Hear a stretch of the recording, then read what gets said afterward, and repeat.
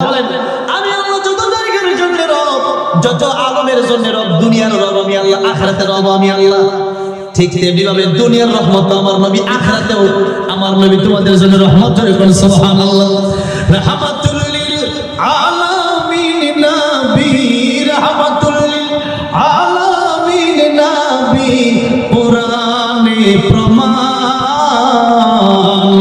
আশিক বিনে কে বুঝিবে আমার দয়ার নবীর শান। বলা যাবে তো একটু আমার সাথে মাঝে মধ্যে, নাকি একবার চুপ থাকবেন? কবরস্থান এটা একটু বলেন না।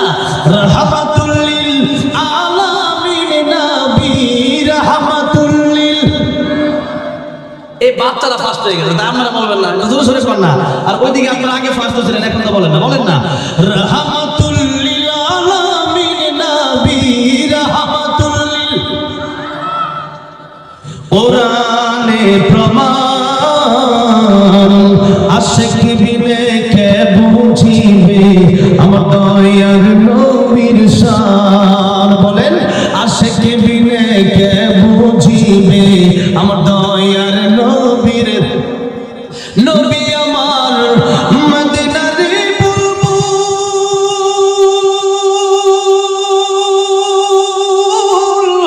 আমার আল্লাহ ভালোবেসে নামটি দিলেন মুহাম্মদ রাসূল। আল্লাহু আকবার। ওই নবীকে ভুল বুঝিলে, ওই নবীকে ভুল বুঝিলে থাকবে না ঈমান। আশিক বিনে কে বুঝিবে আমার দয়ার নবীর শান। বলেন না উম্মত বিনে কে বুঝিবে আমার দয়ার নবীর। রাহমাতুল লিল আলামিন নবী, বলেন রাহমাতুল লিল আলামিন নবী, কোরআনে প্রমাণ আশিক বিনে কে বুঝিবে আমার দয়ার নবীর শান। বলেন না আশিক বিনে কে বুঝিবে আমার দয়ার। তালেবুল ইলম ভাইরা, স্কুল কলেজ ইউনিভার্সিটির ছাত্র ভাইরা, প্রাণপ্রিয় যুবক ভাইরা, আল্লাহর পেয়ারা সাদা সাদা দাড়ি পাকা মুরব্বী বাবাজিরা, পর্দার অন্তরালে আলোচনা শুনছেন শ্রদ্ধা সম্মানিতা মা ও বোনেরা, আল্লাহ সুবহান মহিয়ান গরিয়ান রব্বুল ইজ্জত ওয়াল জালালের আলিশান দরবারে হৃদয়ের গভীর থেকে শুকরিয়া আদায় করি যে মহান রব্বুল ইজ্জত ওয়াল জালাল আমাদেরকে দয়া করেছেন, মায়া করেছেন, এমন এমন কিছু নিয়ামত দান করেছেন যেটা আল্লাহ ডোনাল্ড ট্রাম্পকেও দেন নাই, নরেন্দ্র মোদীকেও দেয় নাই, অং সান সুচিকে দেয় নাই, পৃথিবীর বড় বড় ক্ষমতাধর ব্যক্তিকে আল্লাহ দেয় নাই। এমন নিয়ামত আল্লাহ আমাদেরকে দিয়ে দিয়েছেন যারা আমরা এখানে আছি। অন্যতম নিয়ামতের নাম হচ্ছে ঈমান। পৃথিবীর যত বড় প্রেসিডেন্ট হোক না কেন, সে পুরো পৃথিবী খেয়ে দিয়ে যেতে পারবে না। আর ঈমান যার সবচেয়ে কম ঈমান, এই দুনিয়ার চেয়ে 10 গুণ বড় জান্নাত আল্লাহ তাকে উপহার দিবেন। যার সবচেয়ে কম ঈমান, যেরকম সুবহানাল্লাহ, সবচেয়ে কম ঈমান যার। এখন আমাদের সুবহানাল্লাহ আওয়াজে মনে হচ্ছে ঈমান আসেনি, ঈমান আছে, সুবহানাল্লাহ জোরে কম, সুবহানাল্লাহ নাই, আলহামদুলিল্লাহ নাই। আল্লাহর নাম জপতে কইলে মুখ দিয়ে আল্লাহর নাম বের হইতেছে না কেন ভাই? আল্লাহর নাম বের হবে না কেন? এত সুন্দর একটা মাহফিল অর্ধেক খালি। আর কোরআন এটা হচ্ছে ঔষধ।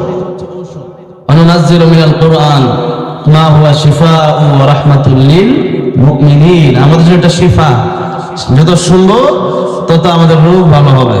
এটা আমাদের মুনাফিকের রোগ থাকতে পারে, কুফরির রোগ থাকতে পারে, শিরকের রোগ থাকতে পারে, বেদাতের রোগ থাকতে পারে। আমরা তো শুধু শরীরের চিকিৎসা করি, মনের চিকিৎসা করি না। মনের চিকিৎসা আগে করা দরকার। মনের চিকিৎসা না করলে জান্নাতে যাওয়া যাবে না। এই চিকিৎসার জন্য এখানে আমরা বসছি। আল্লাহ আমাদেরকে বসার তৌফিক দিচ্ছেন। সেই জন্য আল্লাহর মহব্বত অন্তরে নিয়ে জবান ছেড়ে দিয়ে সকলে একত্রে বলছি আলহামদুলিল্লাহ। মোটামুটি এই আওয়াজ বসে আওয়াজ হতে পারে না। শাহজালাল রহমতুল্লাহ আলাইহি সিলেটের আল্লাহু আকবার ধ্বনি দিয়েছিলেন, গৌর গোবিন্দের মস্ত তস্তস হয়ে গিয়েছিল। তাই আল্লামা সাঈদী বলেছিলেন, বিড়ালের মতো 500 বছর বেঁচে থাকার লাভ নাই, সিংহের মতো 1 ঘন্টা বাঁচতে চাই মুসলমান। ঠিক যাবে ঠিক। এই তো আওয়াজ, এটা মুসলমানের আওয়াজ। এই কেবলমাত্র বোঝা গেল যেখানে ইমানদার বসে আছে। জোরে বলি আলহামদুলিল্লাহ। যুবকরা ফাস্ট হয়ে গেছে, লোক এখানে কমিছে ডাইন সাইড ফাস্ট হয়ে গেল, এদিকে সব যুবক বসছে এক সাইডে।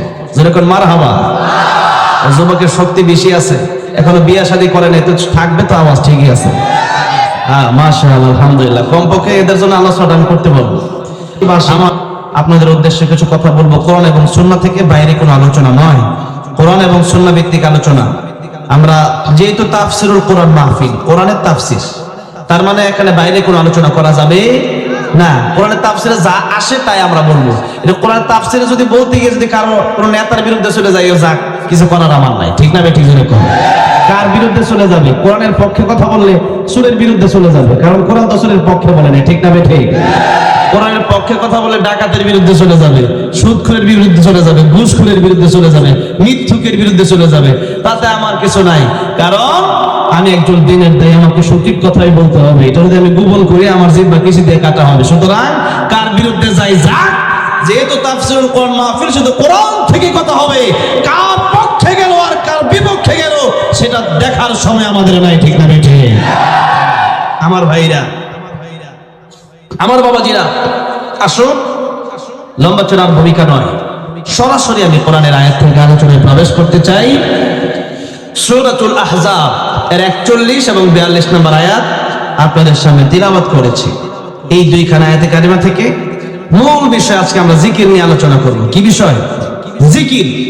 জিকির কত প্রকার, কি কি এবং কিভাবে করতে হয়, এই বিষয়গুলো আমরা জেনে বুঝে ইনশাআল্লাহ বাড়ি যাব। বলি ইনশাআল্লাহ।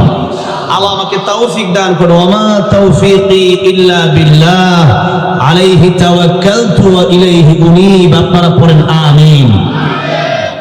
আমার ভাইরা, আমার বাবাজিরা, কোরআন যখন তিলাওয়াত করা হবে তখন একেবারে চুপ হয়ে মনোযোগের সাথে শুনতে হবে। ইদা কুরিআল কোরআন ফাসতামিউ লাহু ওয়া আনসিতু লাআল্লাকুম তুরহামুন।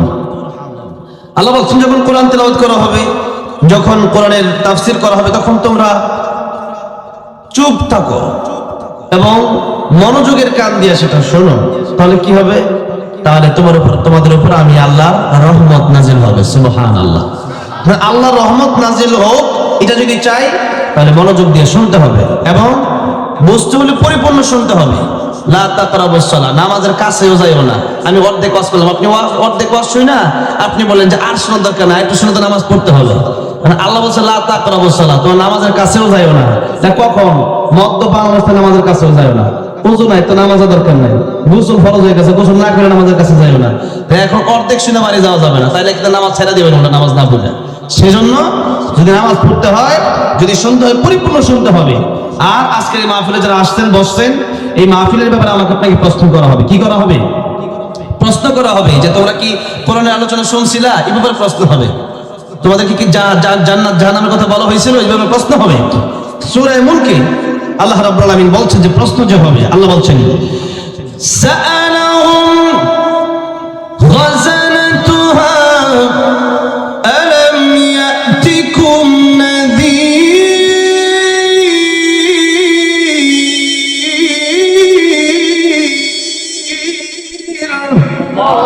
ক্বালু বালা قد جاءنا نذير।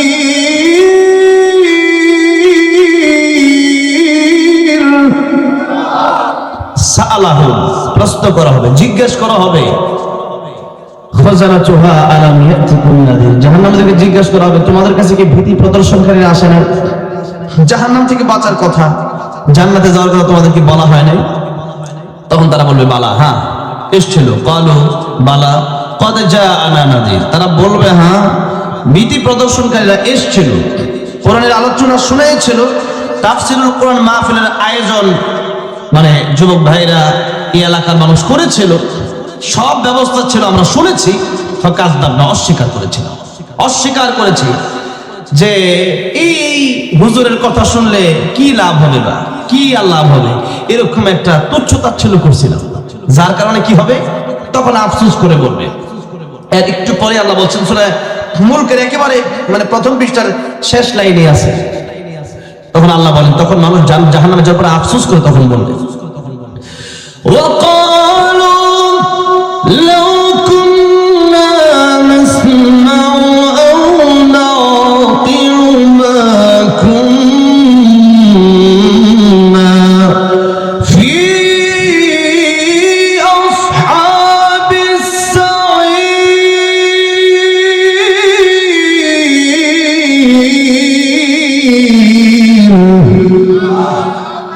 لو كنا نسمع, যদি হুজুরের আলোচনা শুনতাম, যদি ওলামায়ে কেরামদের আলোচনাগুলো মনোযোগ দিয়ে শুনতাম, আও নাকিল, যদি অনুধাবন করতাম যে উনি কি বলতে চাচ্ছে, এগুলো তো নিজস্ব কথা নয়, এগুলো তো কোরআনের কথা ছিল, শুনি নাই, মানি নাই, তাই কি হয়েছে, যদি শুনতাম মানতাম, মা কুন্না ফি আসহাবিস সাইর, তাহলে জাহান্নামে আসতাম না।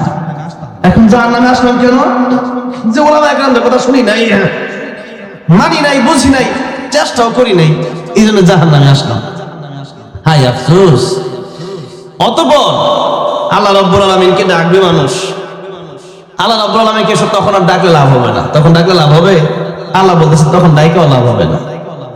আল্লাহ বলেন তখন জাহান্নামীরা আল্লাহ রাব্বুল আলামিনকে ডাকা শুরু করবে, রব্বানা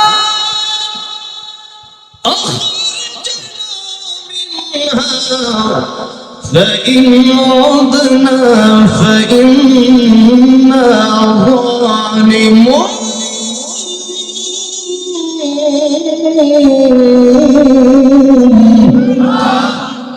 قال اخسئوا فيها ولا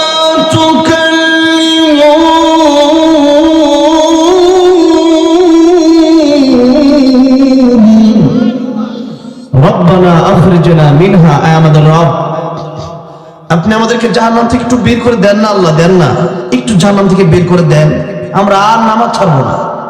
আয় আল্লাহ, আমরা আর সুদ ঘুষ খাবো না, আমরা মিথ্যা বলবো না, আমরা মদ খাবো না, আমরা জুয়া খেলবো না, আমরা জেনা করবো না, আমরা পরের হক নষ্ট করবো না। আল্লাহ আরেকবার বের করে দেখেন আল্লাহ, আল্লাহ কি বলবেন? আল্লাহ বলবেন জাহান্নামে লাঞ্ছিত অবস্থায় পড়ে থাক, ওয়ালা তুকাল্লিমুন, কোনো কথা বলবি না, চুপ, কোনো কথা বলবি না। জাহান্নামে আসছিস তো ওখানে ওইভাবেই থাক, দুনিয়াতে আমার ডাকস না, এখন ডাকস কেন, চুপ, ডাকবি না, এই জাহান্নামে পড়ে আছিস এভাবেই থাক। আল্লাহ যখন বলবেন চুপ, আমার মনে হয় জাহান্নামীদের কষ্ট আর বেড়ে যাবে। জাহান্নামের কষ্ট যা হবে, আল্লাহ যখন ধমক দিয়ে বলবে চুপ, তখন আরো বেশি কষ্ট শুরু হয়ে যাবে। আল্লাহ ধমক, এটা যেই সে ধমক না, এটা আমার মোল্লার ধমক নয়। আল্লাহ বলবেন আল্লাহ বলবেন জাহান্নামে লাঞ্ছিত অবস্থায় যেভাবে আছিস পড়ে থাক, অপমান অবস্থায় পড়ে থাক। ওয়ালা তুকাল্লিমুন, কোনো কথা বলবি না, চুপ, কোনো কথা নাই, চুপ। আল্লাহ যখন চুপ বলবেন আর সুযোগ নাই। প্রথমে জাহান্নামের রক্ষীদেরকে ডাকবে, অতঃপর জাহান্নামের দারোগা মালিককে ডাকবে, কাজ হবে না, এবার আল্লাহকে ডাকবে। এবার আল্লাহকে ডেকেও যখন কাজ হচ্ছে না, ডাকবে কাকে? এবার জাহান্নামের একটা শয়তান, তোর কারণে সুদ খেয়েছি, ঘুষ খেয়েছি, তোর কারণে গুনাহ করছি, তোর কারণে জাহান্নামে আসলো, এবার তুই কি করবি বল? শয়তান তখন কি বলবে জানেন? শয়তান বলবে, আল্লাহ কোরআন শরীফে বলেন, শয়তান তখন বলবে ইন্নাল্লাহা ওয়াদাকুম ওয়াদাল হক, আল্লাহর ওয়াদাই সত্য ছিল, আল্লাহর ওয়াদাই সত্য ছিল, আল্লাহর কোরআনের কথাই সত্য ছিল, ওইটা মানো না, আমারটা মানছো কেন? মানলা আমারটা মানলা কেন? মানছো কেন আমারটা? আগে আমার জবাব দেব, তোমার জবাব দেব। আমি কোন দলিল ভিত্তিক কথা বলি নাই, ওলামায়ে কেরামরা দলিল ভিত্তিক কথা বলছিল, কোরআনের আয়াত দিয়ে তরজমা করছিল, কিন্তু এরপরেও তোমরা সেই কথা শুনো নাই। এরপরে প্রতি জুমার খুতবা শুনছো, এত ওয়াজ শুনলা, মানলা না, এত আলোচনা শুনলা, আমল করলা না কেন? আমি যা বলছি কোনো দলিল ছিল না, আল্লাহর কোরআনের রাসূলের হাদিসে দলিল ছিল যে এইটা করলে জান্নাতে যেতে পারবা। দেখো তুমি কিন্তু একসময় ছিলা না, কাইফা তাকফুরুনা বিল্লাহ, আল্লাহ বলছে কেমনে তোমরা কুফরি করো, কেমনে নাফরমানি করো, হ্যাঁ কাইফা কিভাবে, কুনতুম আমওয়াতা, তোমরা মরা ছিলা, ফাহিয়াকুম, আমি আল্লাহ জীবিত করলাম, তুম্মা ইউমিতুকুম, আমি আল্লাহ আবার মরণ দেব। তুম্মা ইউহয়িকুম, আমি আল্লাহ কিন্তু আবার জীবিত করব, তুম্মা ইলাইহি তুরজাউন, আমি আল্লাহ এরপরে তোমাদেরকে আমার সামনে নিয়ে আসবো, আবার ফিরে আসতে হবে আমি আল্লাহর কাছেই। সুতরাং আমি আল্লাহর ইবাদত করব। মা খালাকতুল জিন্না ওয়াল ইনসা ইল্লা লিয়াবুদুন, তোমাদেরকে বলা হয় নাই? এত কথা, দলিল ভিত্তিক কথা বলার পরে তোমরা মানো নাই কেন?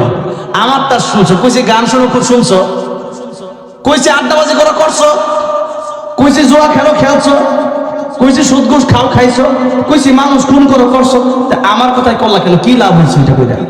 কি লাভ হয়েছে? কোনো লাভ হয় নাই। আজকে তোর চেয়ে বড় জাহান্নামে আমি আসছি, ফাইজদামি করো না, থাকো জাহান্নাম, ফাইজদামি করো। আমার কথা দুনিয়াতে শুনছো, হুজুরটা শুনো নাই, এখন আবার আমার ধরতে আইছো। তুমি তো দুনিয়াতে পাপ করছো, তুমি মজা পাইছো, আমার কি? আমি শয়তান কি হইছে? আমার কি হইছে? এবার ফাইজদামি করো না, জাহান্নামে আছে এইভাবে থাকো। তাইলে বলেন যাওয়ার কোনো জায়গা আছে? যাওয়ার কোনো জায়গা আছে? শয়তান এটা, শয়তান কয় আমার কথা কয়ে লাভ নাই। আমারটা মানলা কেন? কোরআন মানলা না কেন? এবার দেখেন, তাহলে পরকালে আফসোস করে লাভ নাই, দুনিয়ায় থাকা অবস্থায় কিছু ইবাদত করে যাওয়ার দরকার আছে না নাই? জোরে কর। তাই আল্লাহ রাব্বুল আলামিন সূরাতুল আহজাবের 41 নম্বর আয়াতে বলছেন, ইয়া আইয়ুহাল্লাযীনা আমানু উযকুরুল্লাহ যিকরান কাসীরা। হে ইমানদারেরা, হে মুমিনগণ, হে বিশ্বাসীরা, তোমাদেরকে আমি ওয়াজ করছি। আল্লাহ ওয়াজ করলেন ইমানদারকে। ইয়া আইয়ুহাল্লাযীনা আমানু, কোরআন শরীফ বিভিন্ন জায়গায় আছে হে ইমানদারগণ। আরেক জায়গায় আছে ইয়া আইয়ুহাল্লাযীনা আমানু আমিনু, হে ইমানদাররা তোমরা ঈমান আনো। ইমানদারকে যে আল্লাহ ঈমান আনতে বললেন, দাওয়াতে তাবলীগের লোকেরা যখন বলে ভাই আপনি নামাজ পড়েন, একটু আপনার ঈমানটা ঠিক করেন, আমরা তো এমনি মুমিন, আমরা তো জান্নাতে গিয়ে বইয়ে রইছি, কাফের করে দাওয়াত দেন। কারে দাওয়াত? কাকে দাওয়াত দেওয়ার জন্য বলে? কাফেরকে দাওয়াত দেওয়ার জন্য বলে। তাহলে কাফেরকে যে দাওয়াত দেওয়ার জন্য বললেন, আপনার এখন তো আমাদের সমাজে নিজেদের ঈমান ঠিক হয় নাই, তাহলে কাফেরকে দাওয়াত দেবো কেন? আগে তো নিজেদের ঠিক হইতে হবে, পরে না কাফের কাছে যাবো, কিন্তু নিজেদের ঈমানই ঠিক হয় নাই। তাহলে আল্লাহ যে বলেন হে ঈমানদারেরা ঈমান আনো, তার মানে আমাদের ঈমান কিন্তু ঈমানের মতো না। যেভাবে ঈমান আনলে ঈমান, যেভাবে ঈমান আনলে প্রকৃত মুমিন হওয়া যায়, ঈমানদার হওয়া যায়, সেরকম ঈমানদার আমরা সবাই হতে পারি নাই। যদি সময় থাকে তাহলে ইনশাআল্লাহ আলোচনা করব। শুনতে রাজি আছেন না বাড়ি চলে যাবেন? অনেকে আবার আছেন যে মোটামুটি অর্ধেক শুই না, যদি দেখেন যে কোনো কিচ্ছা কাহিনী বলি তাহলে শুনেন, আর নাইলে শুনেন না। তাহলে আমাদের দেশে অনেক ওয়াজ হয় আসলে, কিন্তু প্রকৃত বাস্তব ওয়াজ খুব কম হয়। কথাটা বলছেন, খুব কম হয়। এখন যদি প্রেমের কিচ্ছা বলি তাহলে অনেকে খুব মজা পাবে, ঠিক না? যে কেডা এক ছেলে ওই মেয়ের লাগে এটা করছে, কত রকম করো না। কিন্তু কোরআনের আয়াত অনেকের ভালো লাগে, কোরআনের আয়াত একটু শুনে জানা। আল্লামা দিলওয়ার হোসেন সাইদি কোরআনের তাফসীর করতেন, একের পর এক আয়াত বলে বলে তাফসীর করতেন। উনি ছিলেন আসল মুফাসসির, ঠিক না? আমি ঠিক বলেন? সেই রকম মুফাসসির দরকার আছে। আয়াত বললাম একটা যে কুল হুয়াল্লাহু আহাদ, সূরা ইখলাস কার উপর নাযিল হয়েছে? নবীর উপর নাযিল হয়েছে। এখন নবীর নাতি কেটে হাসান হোসেন, এবার শুরু করো কারবালার ঘটনা। এক ঘটনায় ওয়াজ শেষ, এটা কি লাভ হলো? বলুন, যে ওয়াজ শুনলে পরে লাভ হবে সে ওয়াজ করতে হবে। আমার ভাইরা আমার বলবে, তাহলে আল্লাহ ঈমানদারকে বলেন ঈমান আনো। আমার সূরা তাহরিম আয়াত নাম্বার 6 আল্লাহ বলছেন ইয়া আইয়ুহাল্লাযীনা আমানু কু আনফুসাকুম ওয়া আহলিকুম নারা, হে ঈমানদারেরা তোমরা জাহান্নামের আগুন থেকে বাঁচাও, পরিবারকে জাহান্নামের আগুন থেকে বাঁচাও। আচ্ছা বলেন, আল্লাহ যে জাহান্নাম থেকে বাঁচতে বলেন এবং বাঁচাইতে বললেন, কাদেরকে বললেন? ঈমানদারকে বললেন। তাহলে এখানেও আল্লাহ ঈমানদারকে ডাকলেন 41 নম্বর আয়াতে। কেন? ঈমানদার তো জান্নাত জাহান্নাম বিশ্বাস করে, আল্লাহকে বিশ্বাস করে। আর কাফির বেঈমান তো আল্লাহকেই বিশ্বাস করে না। নাস্তিকরা আল্লাহকেই বিশ্বাস করে না, কাফেররা জান্নাত জাহান্নামে বিশ্বাস করে না। তো কাফেরকে ওয়াজ করা আর কুত্তা বিড়ালের ওয়াজ করা এক সমান। কথাটা বোঝেন নাই? কাফেরকে ওয়াজ করা আর কুকুর বিড়ালকে ওয়াজ করা এই জায়গায় এক সমান। তাহলে কাফেরকে ওয়াজ করতে হবে অবশ্যই, কিন্তু সব জায়গায় আল্লাহ কাফেরকে ডাক দেয় না। ঈমানদারকে আল্লাহ বলেন হে ঈমানদার জাহান্নাম থেকে বাঁচো। কেন? তুমি ঈমানদার, তোমার দাম অনেক বেশি। যার সবচেয়ে কম ঈমান এই দুনিয়ার 10 গুণ বড় জান্নাত সে পাবে। সুবহানাল্লাহ। তাইলে সবচেয়ে কম ঈমান নিয়ে যদি 10 দুনিয়ার পরিমাণ অথবা 10 গুণ বড় জান্নাত, এক রাওয়ায়াতে আছে 10 দুনিয়া পরিমাণ, আর এক রাওয়ায়াতে আছে এই দুনিয়ার চেয়ে 10 গুণ বড়। এই দুনিয়া এবং তার চেয়ে 10 গুণ বড়, দুইটা রাওয়ায়াতই আছে। এখন যদি মনে করেন 10 দুনিয়ার পরিমাণ একটা জান্নাত আপনি পান, সেই জান্নাতে যাওয়ার পরে যা মনে চাইবে তা আপনি পেয়ে যাবেন, জোরে বলুন সুবহানাল্লাহ। আচ্ছা, দুনিয়াতে কি যা মন চায় তা পাওয়া যায়? দুনিয়াতে যা মন চায় তা পাওয়া যায়? এই জন্য তো মারামারি, টাকার জন্য মানুষ খুন করে ফেলে, টাকার জন্য। এই যে হাদি ভাইকে খুন করছে কেন? টাকার জন্য। এই টাকার জন্য মানুষ মানুষকে খুন করে ফেলে, টাকার জন্য, একটু চাহিদার জন্য। আজকে দেখেন এই দুনিয়া, এই দেশে থাকা অবস্থায় তারা খুন করে ক্লান্ত হয় নাই। ভারত থেকেও এই দেশে আমার নিরাপত্তা আছে, আপনার নিরাপত্তা এখন আছে? আপনাকে মেরে তো তারা ভারত পালায় যাবে, আর নিরাপত্তা কোথায়? নিরাপত্তা নাই। সেই জন্য আল্লাহ আমার দেশকে নিরাপদ বানায় দেন, জোরে কোন আমিন। আল্লাহ আপনি আমাদের দেশকে শান্তির দেশ বানায় দেন, জোরে কোন আমিন। আমার ভাইরা, আমার বাবাজিরা, তাহলে ইমানদার হওয়ার পরেও মানুষ খুন করতেছে, সেই ইমানদার মুসলমান, সে ইমানদার হওয়ার পরেও সে মদ খাচ্ছে, ইমানদার হওয়ার পরেও ফাদানু বিহারবিন মিনাল্লাহি ওয়া রাসূলি, সুদ খাওয়া আল্লাহ এবং রাসূলের সাথে জিহাদ, যুদ্ধ করা, নাউযুবিল্লাহ। এত বড় জঘন্য গুনাহ আজকে ইমানদার ঘরে ঘরে করতেছে, নাউযুবিল্লাহ, জোরে কোন নাউযুবিল্লাহ। আল্লাহ আমাদেরকে বাঁচায় দেন, জোরে কোন আমিন। তাহলে ইমানদারদের ঠিক হতে হবে। ইমানদারকে আল্লাহ বললেন কেন? হে ইমানদার, উযকুরুল্লাহ, তোমরা জিকির করো, যিকরান কাসীরা, বেশি করে আল্লাহর জিকির করো, আল্লাহকে বেশি করে স্মরণ করো। আল্লাহ কেন বলেন? যে কাফের বিমান তো বিশ্বাসই করে না, তো বিশ্বাস যে না করে, যে বিশ্বাসী না, মুমিন মানে বিশ্বাসী, ইমানদার মানে যে বিশ্বাস করলো আল্লাহকে। এখন কাফের বিমান তো বিশ্বাসী না, এখন যে বিশ্বাসী না তারা জিকির করার জন্য বলে, সে কি জিকির করবে? তার এই ওয়াজ করে কোনো লাভ নাই। বিড়ালটা যেমন আপনি মাছ দিয়া, বিড়ালকে আপনি মাছ দিলেন, বিড়ালের সামনে মাছ দিয়া আপনি বলেন, বিড়াল তুমি যদি এই মাছটা খেয়ে ফেলে তোমার 100 বেতের বাড়ি দেবো। বিড়াল বলবে, তোর এই বোয়াজ আমার কাজ হবে না, মাছ দিয়েছিস, আগে মাছ খেয়ে নেই, জোরে কোন ঠিক না ঠিক? আগে মাছ খেয়ে এরপরে বিচার বলে হবে, না হলে নাই। তো ঠিক তেমনি ভাবে কাফেররাও, কাফেরদেরকে যদি জিকির করো তাহলে তারা করবে না। কেন? তাহলে তো আল্লাহর এই বিশ্বাস করে না। সুতরাং এখানে আজকের ওয়াজ হবে ইমানদারদের জন্য, কাদের জন্য? মুমিনদের জন্য। তাই আল্লাহ বলছেন, ইয়া আইয়ুহাল্লাযীনা আমানু যকুরুল্লাহা যিকরান কাসীরা ওয়া সাব্বিহুহু বুকরাতান ওয়া আসীলা। আল্লাহকে স্মরণ করো, বেশি বেশি আল্লাহর জিকির করো, বেশি বেশি আল্লাহকে স্মরণ করো, সকাল সন্ধ্যায় আল্লাহর তাসবিহ পাঠ করো। এখন আমরা জানবো জিকির আমরা কিভাবে করব, জিকিরের অর্থ কি কি, এটা আমরা জানবো, জানা দরকার আছে না নাই? না জানলে মানবেন কেমনে, ঠিক না? জানতে হবে। তাই জিকিরের ব্যাখ্যা তাফসীর কবিরে আল্লামা ইমাম ফখরুদ্দিন রাজি রাহমাতুল্লাহ লিখেছেন 5টা জিকিরের ব্যাখ্যা লিখেছেন। 5টা জোরে কোন কয়টা লিখেছেন? জিকিরের ব্যাখ্যা 5টা। শুনে বুঝে পরে বাড়ি যাবেন, কারাগারে একটু হাত তুলেন দেখান দেখি। নারে তাকবীর, নারে তাকবীর। হাত নামান, আল্লাহ কবুল করুন, বলেন আমিন। তাহলে জিকিরের ব্যাখ্যা কয়টা? জিকির শব্দের অর্থ কয়টা বলেন? কয়টা? 5টা। 1 নাম্বার, আমরা একটা একটা করে সবগুলো শুনবো, লম্বা চূড়া আলোচনা আমি করব না। তবে আখলিস দিনাকা ইয়াকফিকাল আমালুল কালিল, মানুষ যদি জান্নাতে যেতে চায় অল্প আমল যথেষ্ট, কিন্তু আমলটা হবে ইখলাসের সাথে এবং মানার নিয়তে, জোরে বলি ইনশাআল্লাহ। আখলিস দিনাকা ইয়াকফিকাল আমালুল কালিল, আমালুল কালিল, অল্প আমল নাজাতের জন্য যথেষ্ট হয়ে যেতে পারে। তাহলে আমল যদি অল্প হয়, যদি দামি হয়, ইখলাসের সাথে হয়, আল্লাহর জন্য হয়, তার দাম আছে। আর আমল যদি আল্লাহর জন্য না হয়, ইখলাসের সাথে না হয়, তার দাম নেই। অনেক লম্বা সময় আলোচনা করলাম, নামাজ ঠিকঠাক পড়লাম না, কি মনে করেন এই ওয়াজটা সামনে 10 লাভ হবে? লাভ নেই। আবার ঠিকঠাক নামাজ পড়তেছেন, অল্প আলোচনা শুনছেন, তো মানতেছেন, তো লাভ আছে। তাহলে আসুন, জিকির শব্দের অর্থ কয়টা বলছি বলেন? মুখস্থ করে বাড়ি যাবেন আজকে ইনশাআল্লাহ। আমার ভাইরা, আমার বাবাজিরা, 1 নম্বর জিকিরের ব্যাখ্যা আল্লাহ নিজেই করছেন, ইন্না নাহনু নাযালনা যিকরা ওয়া ইন্না লাহু লাহাফিজুন। আল্লাহ রাব্বুল আলামিন বললেন, আমি আল্লাহ জিকির নাযিল করেছি, আর এই জিকিরের হেফাজত আমি আল্লাহ করব। এখানে জিকির মানে কোরআন, বলেন জিকির মানে কি? কোরআন শরীফ। পৃথিবীর যত তাফসীর আছে, তাফসীর ইবনে কাসির আছে, তাফসীর মাসারি, তাফসীর কবির, তাফসীর মারিফুল কোরআন, যত তাফসীর আছে, তাফসীর খুলবেন দেখবেন এর তরজমা করা আছে। যে আমি আল্লাহ কোরআন নাজিল করেছি আর আমি আল্লাহ কোরআন হেফাজতের দায়িত্ব নিয়েছি। কোরআন নাজিল করেছেন কে আর হেফাজত করবেন কে?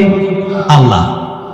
এই পৃথিবীতে যত গ্রন্থ আছে, যত গ্রন্থ মানুষ লিখেছে আর লিখবে, সমস্ত গ্রন্থ পরিবর্তন হতে পারে, কিন্তু আল্লাহর কোরআন ১৫০০ বছর আগে নাজিল হয়েছে, এখনো পরিবর্তন হয় নাই।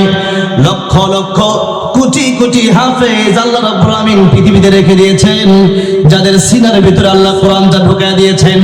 কাগজের কোরআন পড়ানো যেতে পারে, কিন্তু একজন হাফেজের সিনা কোনোদিন পড়ানো যায় না। কথা ঠিক না ঠিক?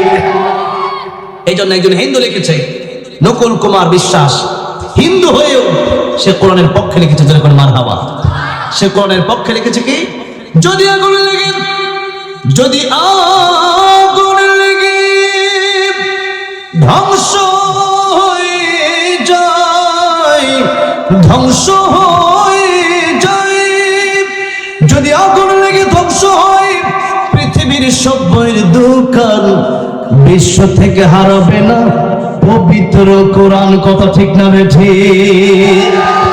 যদি আগুন লেগে ধ্বংস হয় পৃথিবীর সব বইয়ের দোকান, বিশ্ব থেকে হারাবে না পবিত্র কোরআন, বিশ্ব থেকে হারাবে না পবিত্র কোরআন। ঠিক না বেঠি? করবে কেমন করে কোরআন ধ্বংস আগুনের উত্তেজ, করবে কেমন করে কোরআন ধ্বংস আগুনের উত্তেজ, আছে বিশ্ব বড় গণিত কোরআনে হাফেজ, তারা আমার ছাপিয়ে আসমানি গ্রন্থ, বাঁচাবে কোরআনের সম্মান, বিশ্ব থেকে হারাবে না পবিত্র কোরআন, বিশ্ব থেকে হারাবে না পবিত্র কোরআন। হারাবে, হারাবে। তাহলে পৃথিবীর সব গ্রন্থ ম্লান হয়ে যেতে পারে, হারিয়ে যেতে পারে, শেষ হয়ে যেতে পারে, কিন্তু একটা গ্রন্থ কোনোদিন হারাবে না। কিয়ামত পর্যন্ত এই গ্রন্থ থাকবে। এই গ্রন্থ যেদিন থাকবে না, এই গ্রন্থ পড়ার মতো ব্যক্তি যেদিন থাকবে না, এই গ্রন্থ পড়ার মতো, শিক্ষা গ্রহণ করার মতো লোক যখন থাকবে না, সেদিন এই পৃথিবীকেও আল্লাহ রাব্বুল আমিন রাখবেন না। তাহলে সব ধ্বংস হতে পারে, কোরআন ধ্বংস হবে। যারা কোরআন ধ্বংস করতে চায়, মনে রাখতে হবে, ইতিহাস সাক্ষী দেয়, যারা কোরআন ধ্বংস করতে চেয়েছিল তারা ইতিমধ্যে ধ্বংস হয়ে গেছে, তাদের ক্ষমতা নয় হয়ে গেছে। কোরআন ছিল, আছে, থাকবে, আর আমরা থাকবো না। কোরআন ঠিকই থাকবে, আমরা কবরে চলে যেতে পারি। যুগে যুগে আরো অনেক মুফাসসির আসবে, যুগে যুগে আরো অনেক মুসলিম পৃথিবীতে আসবে, তাদের মাধ্যমে আল্লাহ কোরআনকে হেফাজত করে রাখবেন। যেরকম সুবহানাল্লাহ।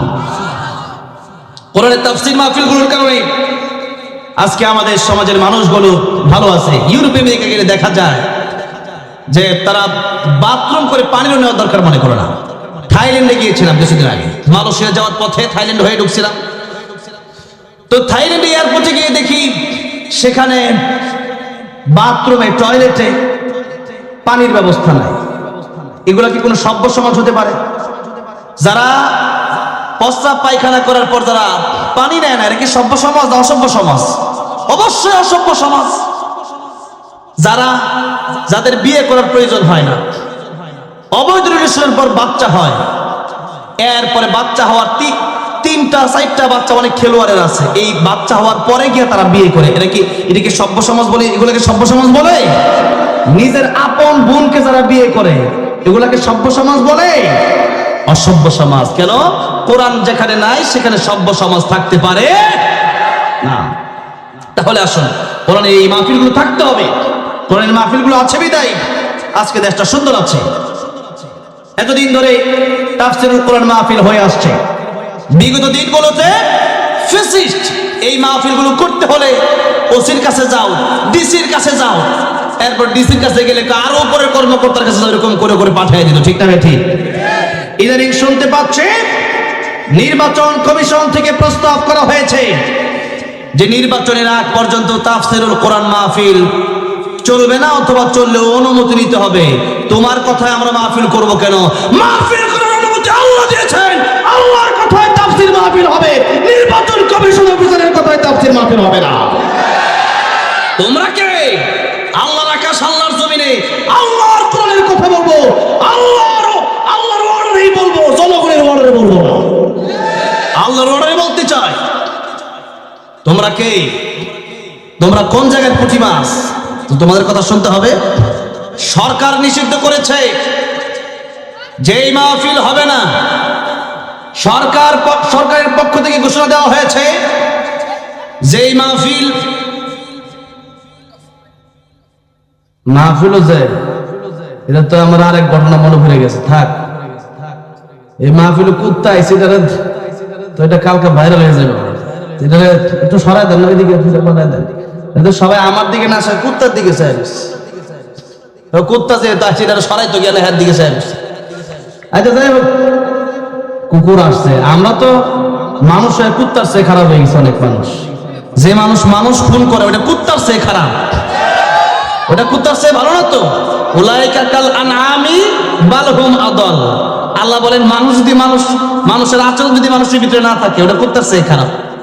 হ্যাঁ, কুত্তাকে দেখে আসেন।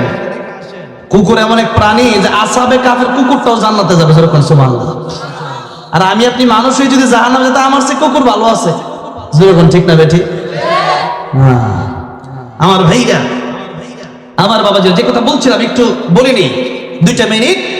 কারণ আমাদের দেশে আলহামদুলিল্লাহ এত সুন্দর তাফসীর মাহফিল হয়।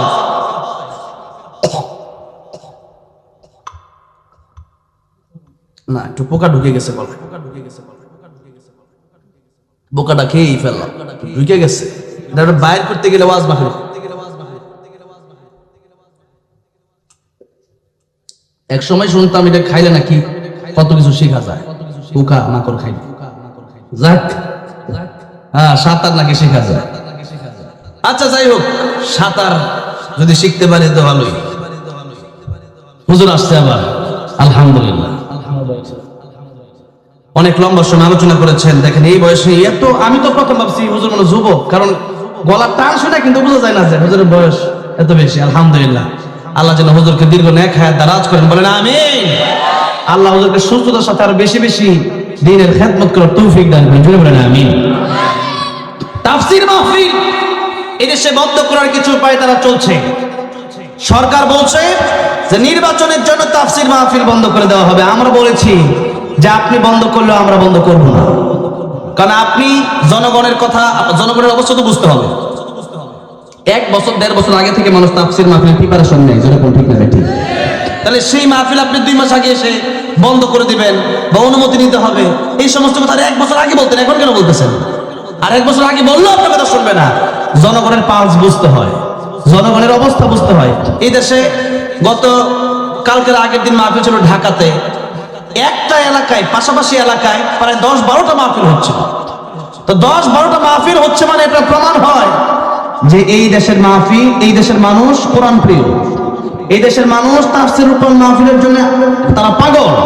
তারা চায় যে কোরআনের আলোচনা চলুক। কোরআনের আলোচনা চললে কি মানুষ খারাপ হয় না ভালো হয়? আচ্ছা, এই যে এত বড় একটা মাহফিল, কোনো পুলিশ আছে? র্যাব, বিডিআর, আর্মি আছে? আমাদেরকে কন্ট্রোল করার জন্য তো পুলিশ লাগে নাই। কেন লাগে নাই?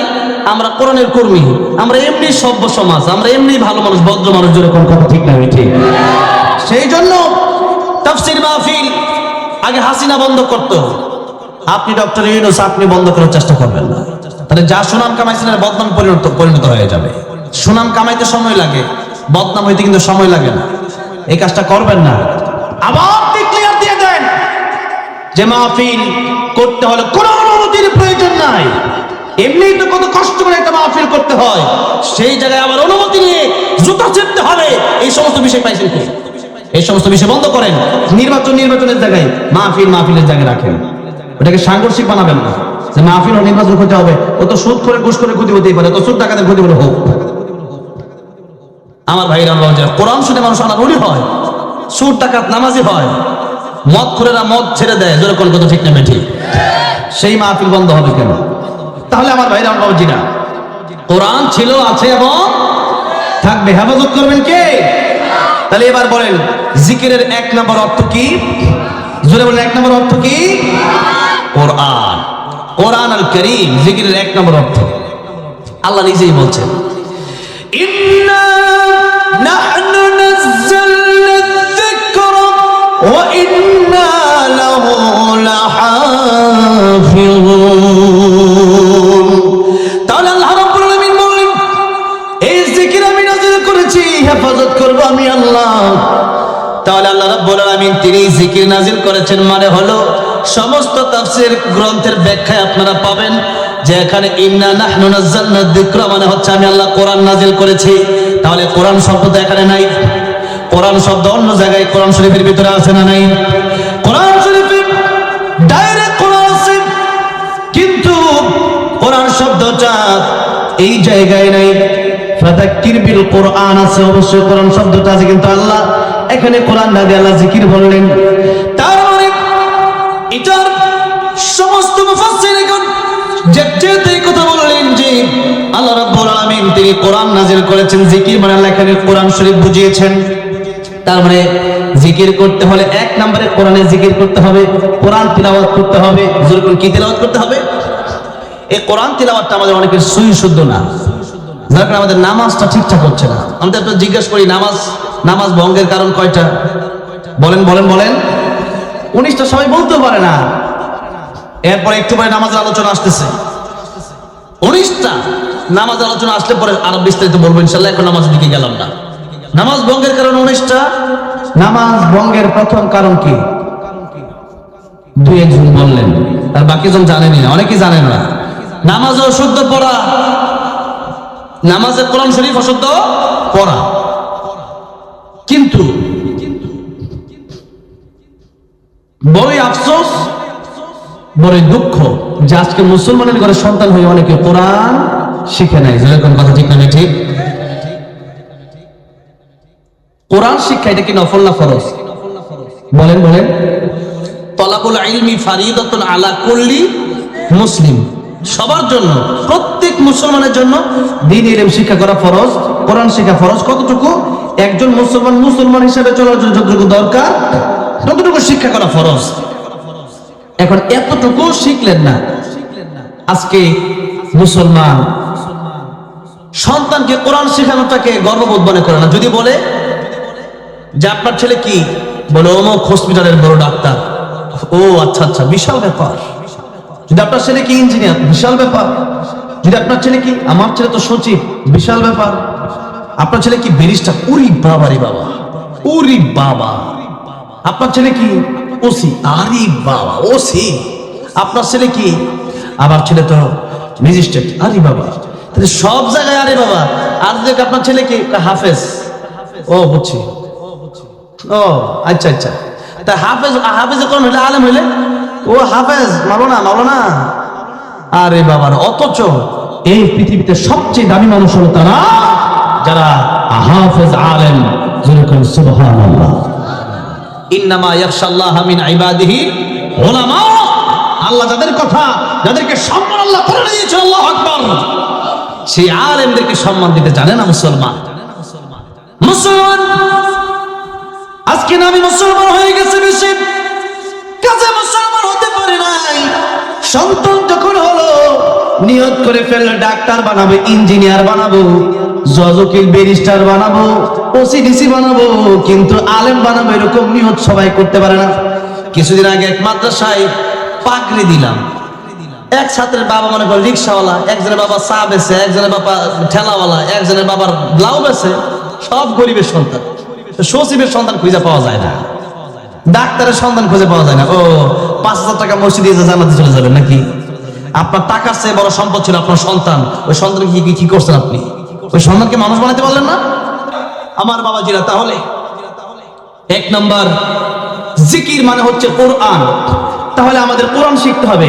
জিকির করলাম, কোরআন শরীফ শুদ্ধ করে তেলাওয়াত করতে পারলাম না, শুধু সুবহানাল্লাহ আলহামদুলিল্লাহ জিকির হবে না। আমার ভাইরা, আমার বাবাজিরা, তাহলে কোরআন আমাদেরকে শিখতে হবে। এই কোরআন শিখে কবরে যেতে হবে। কোরআনকে আমাদের বন্ধু বানাতে হবে। কোরআনকে যদি বন্ধু না বানাতে পারি, জান্নাতে যাওয়া সম্ভব হবে না। জান্নাতে যদি যাওয়া লাগে, জাহান্নাম থেকে যদি বাঁচা লাগে, তাহলে কোরআন শরীফ শিক্ষার বিকল্প কোনো রাস্তা নাই। কিতাবুন আনজালনাহু ইলাইকা লিতুখরিজান নাসা মিনাল-যুলুমাতি ইলান-নূর। আল্লাহ রাব্বুল আলামিন বলছেন, ওগো নবীজি, এই কিতাবে কোরআন আমি আল্লাহ রাব্বুল আলামিন নাজিল করেছি যাতে করে আপনি মানুষদেরকে বিইذن রাব্বিল আলামিনের হুকুমে মানুষদেরকে জাহান্নামের পথ থেকে বাঁচায়া, অন্ধকারের পথ থেকে বাঁচায় তাদেরকে আলোর দিকে, জান্নাতের দিকে নিয়ে আসতে পারে। তাহলে কোরআন হচ্ছে আমাদের জান্নাতে যাওয়ার রাস্তা। কোরআন আমরা যদি মেনে নিই তাহলে আমরা জান্নাতে যেতে পারবো। কোরআন যদি না মেনে নিই তাহলে জাহান্নাম হবে আমাদের পথ। আচ্ছা, আপনাদেরকে একজন সতর্ক করে দিল যে ভাই, আপনি যদি রোডে যান রোডটা ভালো হবে, আপনি জানে যেতে পারেন। আর যদি বামে যান তাহলে ডাকাতি ধরতে পারে আপনাকে। এই রোডে ডাকাত ধরে, রোডটা খুব ঝামেলা। আপনাকে বলে দেওয়ার পরেও আপনি বাম দিকে গেলেন, বলেন তো বাম দিকে গিয়ে বিপদে পড়ার সময় তাহলে কি আমার ক্ষতি হলো না আপনার নিজের ক্ষতি হলো? নিজের ক্ষতি হলো। কেন? আপনি মানেন নাই কেন? এখন আমি বলছি যে ভাই, বাবাজি, কোরআনটা মেনে নেন। আপনি কোরআন অনুযায়ী জীবনটা গড়েন, তাহলে কি হবে? আপনি জান্নাতে যাবেন। আপনি মানলেন না, তাহলে কি এটা আমার ক্ষতি হবে না নিজের ক্ষতি হবে? আপনার নিজের ক্ষতি হবে। তাই জিকির মানে হচ্ছে এক নম্বর কোরআন। কোরআন যে মানবেন কিভাবে? একবারে প্রথম ফরজ হলো কোরআন শরীফ সঠিক শুদ্ধভাবে তেলাওয়াত করা। যদি কোন এক নম্বর ফরজ হলো কোরআন শরীফ কিভাবে তেলাওয়াত করা? শুদ্ধ তেলাওয়াত করা। যদি কোন কি তেলাওয়াত করা? মুসলমান আজকে কোরআন তেলাওয়াত করতে পারেন না অনেকে, নামাজের ভিতরে কোরআন শরীফ অশুদ্ধ পড়তেছেন অনেকে। গতকালকে বগুড়া হয়ে আসতেছিলাম, একটা পাম্পে দাঁড়াইছিলাম, একজন কোরআন শরীফ পড়লো, ভুল পড়লো, আমি আমার নামাজটা পড়লাম। এর আগে আমি টাঙ্গাইলে একটা পাম্পে দাঁড়াইছিলাম, এদিকে আমার মাহফিল বেশি, তো দাঁড়াইছি, একজন বলছে কুল হু আল্লাহু আহাদ। তা আমি নামাজ ভেঙে চলে আসলাম। লোকেরা আমারে বলল, হুজুর আপনি কি করলেন? আমি বললাম কি করলাম? নামাজ ভেঙে ফেললেন। আমি কই না, কোরআন শরীফ কুল হু আহাদের জায়গায় আহাদ পড়ছে। তো আহাদ মানে আল্লাহ এক, একক, আল্লাহ ছাড়া আল্লাহর কোনো শরীক নাই। তো আহাদ মানে হলো ওয়াদা। তো কই আল্লাহ এক আর কই আল্লাহ ওয়াদা, তো মিলছে? মিলে নাই। তো কোরআন শরীফ অশুদ্ধ হয়ে গেলে, লাহানে জলি হয়ে গেলে, বড় ভুল হয়ে গেলে ওই কোরআন তেলাওয়াত দিয়ে নামাজ ভেঙে যায়, নামাজ হয় না। তাহলে নামাজ আমাদের হচ্ছে না কেন? কোরআন তেলাওয়াত আমাদের হচ্ছে না। তাহলে কোরআন তেলাওয়াত যদি শুদ্ধ না হয় নামাজ হয় না। কারণ নামাজ ভঙ্গের প্রথম কারণটাই হচ্ছে নামাজ অশুদ্ধ করা। তাহলে নামাজ অশুদ্ধ করলে যদি নামাজ না হয়, তাহলে আপনি তো কোরআন শরীফ মাদ্রাসায়ও শিখেন নাই, এখন একটু শেখার চেষ্টা করেন। বাংলায় কোরআন শরীফ পড়া জায়েজ নাই। পৃথিবীর কোন মুফতি, যে আমার দুই পাশে দুইজন এত বড় বড় আলেম, বলতে পারবে না যে কোরআন শরীফ বাংলায় পড়া জায়েজ, কোনোদিন নয়। তাহলে আপনি কোরআন শরীফ বাংলায় পড়লে আলহামদুলিল্লাহ জায়গায় আপনি হার কই পাইবেন? আলামিনের আইন কই পাবেন? বাংলা আছে, আইন আছে, হা আছে, সদ আছে। এই শব্দগুলো যেহেতু বাংলায় নাই, তাই বাংলায় কোরআন শরীফ পড়া জায়েজ নাই। কারণ হার এক অর্থ, হার আরেক অর্থ, অর্থই চেঞ্জ। তাহলে আহাদের জায়গায় আহাদ বললো মানে এটা কোরআন শরীফের আয়াত না, সে অন্য জায়গা থেকে পড়ছে। তাহলে নামাজ অশুদ্ধ পড়লে নামাজ হয় না। এতটুকু তো বুঝতে পারছেন, নামাজ যে হয় না। তাহলে কি মনে করেন আগামী নামাজ কি কোরআন অশুদ্ধ তেলাওয়াত করে হবে না কোরআন শিক্ষা পরে হবে? ভাইরা বাবাজিরা, বয়স হইতে পারে, বয়স 50 হইতে পারে, কোরআন শিখেন নাই। কালকে ওনাদেরকে বলেন যে আপনার বয়স শিক্ষা চালু করেন। যেটা এতবার মাহফিল তারা করতে পারছে, বয়স শিক্ষা চালু করতে পারবে? যেরকম ঠিক না? ঠিক সময় আছে, সময় যেদিন চলে যাবে, কার সময় কোন দিন চলে যায় বলা যায় না। তাই তো নবী বলেছেন, তোমার তিনজন ভাই, এক নম্বরে তোমার আত্মীয় স্বজন, দুই নম্বরে তোমার ধন সম্পদ, তিন নম্বরে তোমার নেক আমল। আত্মীয় স্বজন তোমার সাথে কবরে যাবে, ধন সম্পদ তোমার সাথে কবরে যাবে। বলেন, কারো আত্মীয় স্বজন কোনোদিন কারোর সাথে কবরে গেছে? কারো টাকা পয়সা, বিল্ডিং, গাড়ি বাড়ি কবরে গেছে? তাহলে তোমার তিন ভাইয়ের দুই ভাই তোমার সাথে কবরে যাবে না, আত্মীয় স্বজন কবরে যাবে না, ধন সম্পদ কবরে যাবে না। কবরে যাবে তোমার আরেক ভাই, ওই ভাইয়ের নাম নেক আমল। যেরকম ওই ভাইয়ের নাম কি? তোমার কবরে যাবে তোমার কোরআন। যেরকম কি? কোরআন। তাহলে নেক আমল কবরে চলে যাবে, ভালো আমলগুলো কবরে চলে যাবে। ভালো আমল ছাড়া কিছু যাবে না। অনেক বড় এমপি মন্ত্রী হয়েও যদি উনি যেতেন, এরপরও যদি আখলাক ভালো না হতো ওসমান হাদি সাহেব, তাহলে আজকে কি আমরা দোয়া করতাম? যাদের আমল ভালো না, এই যে হাসিনার জন্য মানুষ বদদোয়া করে, যেরকম ঠিক না ঠিক। আর এই ওসমান হাদির জন্য মানুষ দোয়া করে কেন? আখলাক ভালো ছিল। হাসি খুশি মানুষ ছিল, মানুষ সঙ্গে উত্তর ব্যবহার ছিল, হক কথা বলতেন, সঠিক কথা বলতেন, দেশকে ভালোবাসতেন। সুতরাং আজকে দেখেন, আজকের এত বড় তাফসীর মাহফিলে আমরা তার জন্য দোয়া করতেছি, যেরকম ঠিক না বেঠিক? তাহলে তার কবর কি তার সাথে এই এত খ্যাতি, এই যে এত মানে যা কিছু সম্পদ ছিল ওগুলো গেছে? যায় নাই। গেছে কি? তার আমল গেছে, সে কি করে গেছে ওটা তার সাথে গেছে। আরেকটা কথা আছে, মানুষ মরে যায় কিন্তু তার আখলাক বেঁচে থাকে। মানুষ মরে যায়, তার ব্যবহারটা বেঁচে থাকে। মানুষ মরে যায় কিন্তু মানুষ বলে যে না, ওসমান হাদি ভালো ছিল, লোকটা বড় ভালো ছিল, আল্লামা সাইদি আমাদের নয়নমণি ছিল। এই কথা মানুষ বলে কেন? যে তিনি ভালো ছিলেন, তার আখলাক ভালো। আর আখলাক যদি ভালো না হয় তখন অনেক সম্পত্তি এগুলা দিয়ে কোনো লাভ হবে না। তাই আমাদের আমল ঠিক করা দরকার, আমাদের নামাজ ঠিক করা দরকার, আমাদের আদব ঠিক করা দরকার, আমাদের ব্যবহার ঠিক করা দরকার, আমাদের ভালো ভালো কাজ বেশি বেশি করা দরকার। যেরকম ঠিক হবে ঠিক। আল্লাহ আমাদেরকে তুমি উত্তম আখলাক, উত্তম জিন্দেগি দান করো, জুড়ে বলেন আমিন। আমার ভাইরা, আমার বাবাজিরা, তাহলে আসুন কোরআন আমার সাথে কবরে চলে যাবে। সূরাতুল মুলক প্রতি রাতে যারা তিলাওয়াত করবে আসার পরে, নামাজ ঘুমের আগে, এই মুলক, এই সূরা মুলকটার সাথে কবরে চলে যাবে। সুবহানাল্লাহ। আবার কিয়ামতের ময়দানে আল্লাহর নবী বলেছেন, কিয়ামতের ময়দানে সূরা মুলক আমাদের জন্য যারা শুরু করে দিবে, আল্লাহর সাথে ঝগড়া শুরু করে দিবে। আল্লাহর সাথে ঝগড়া করার ক্ষমতা বলেন তো কোরআন ছাড়া কারো আছে? কারো নাই। যেদিন সমস্ত নবীরা নফসি নফসি বলবে, শুধুমাত্র কেবলমাত্র বিশ্ব নবী মুহাম্মদুর রাসূলুল্লাহ সাল্লাল্লাহু আলাইহি সাল্লাম আমার আপনার নবী, তিনি রাহমাতুল লিল আলামিন। তিনি কি রাহমাতুল লিল? দেখেন, আল্লাহ যত জায়গার রব, আমার নবী তত জায়গার জন্য রহমত।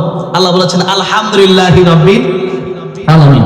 আর নবীর ব্যাপারে আল্লাহ বলেছেন ওয়ামা আরসালনাকা ইল্লা রাহমাতাল লিল আলামিন।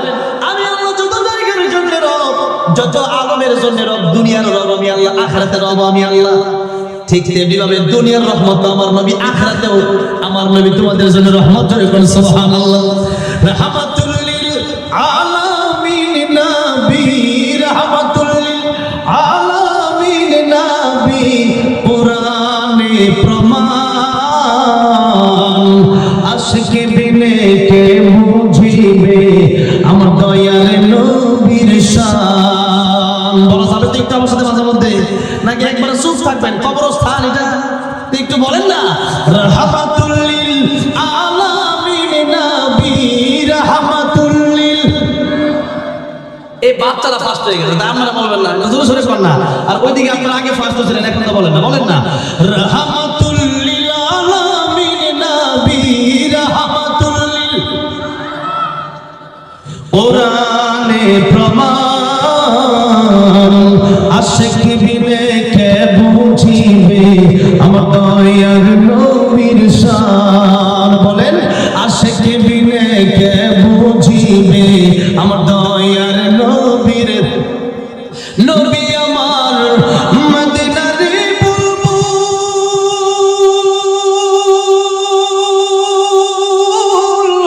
আমার আল্লাহ ভালোবেসে নামটি দিলেন মুহাম্মদ রাসূল। আল্লাহু আকবার।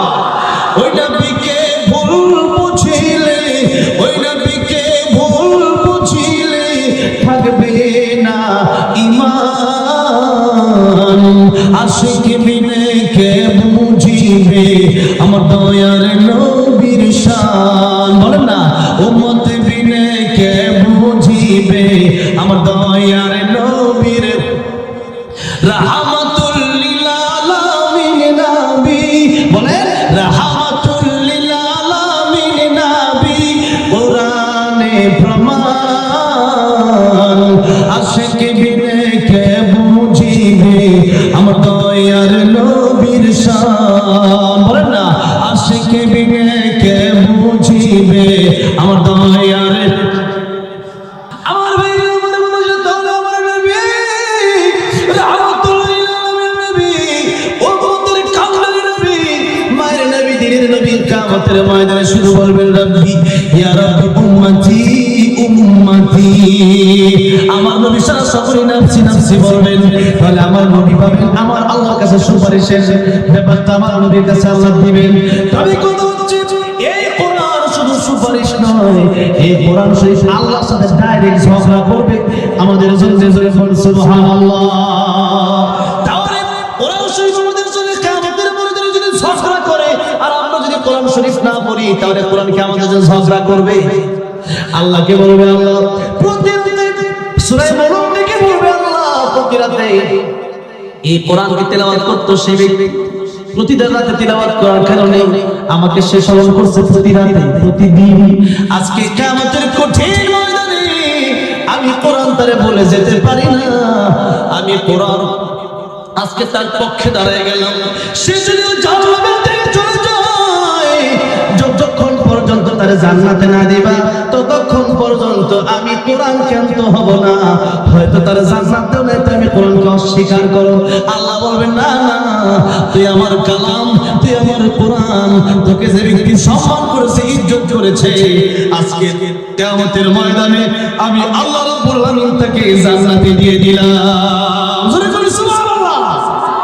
সমাধান চাও যদি জীবনে মরণে, ফিরে যাও খোঁজে নাও চোখ রাখো, বলে না ফিরে যাও খোঁজে নাও চোখ রাখো, বলে না ফিরে যাও খোঁজে নাও, তবেই পাবে সুখ শান্তির ঠিকানা, তবেই পাবে সুখ শান্তির ঠিকানা, যদি মেনে নাও তুমি মনে প্রাণে।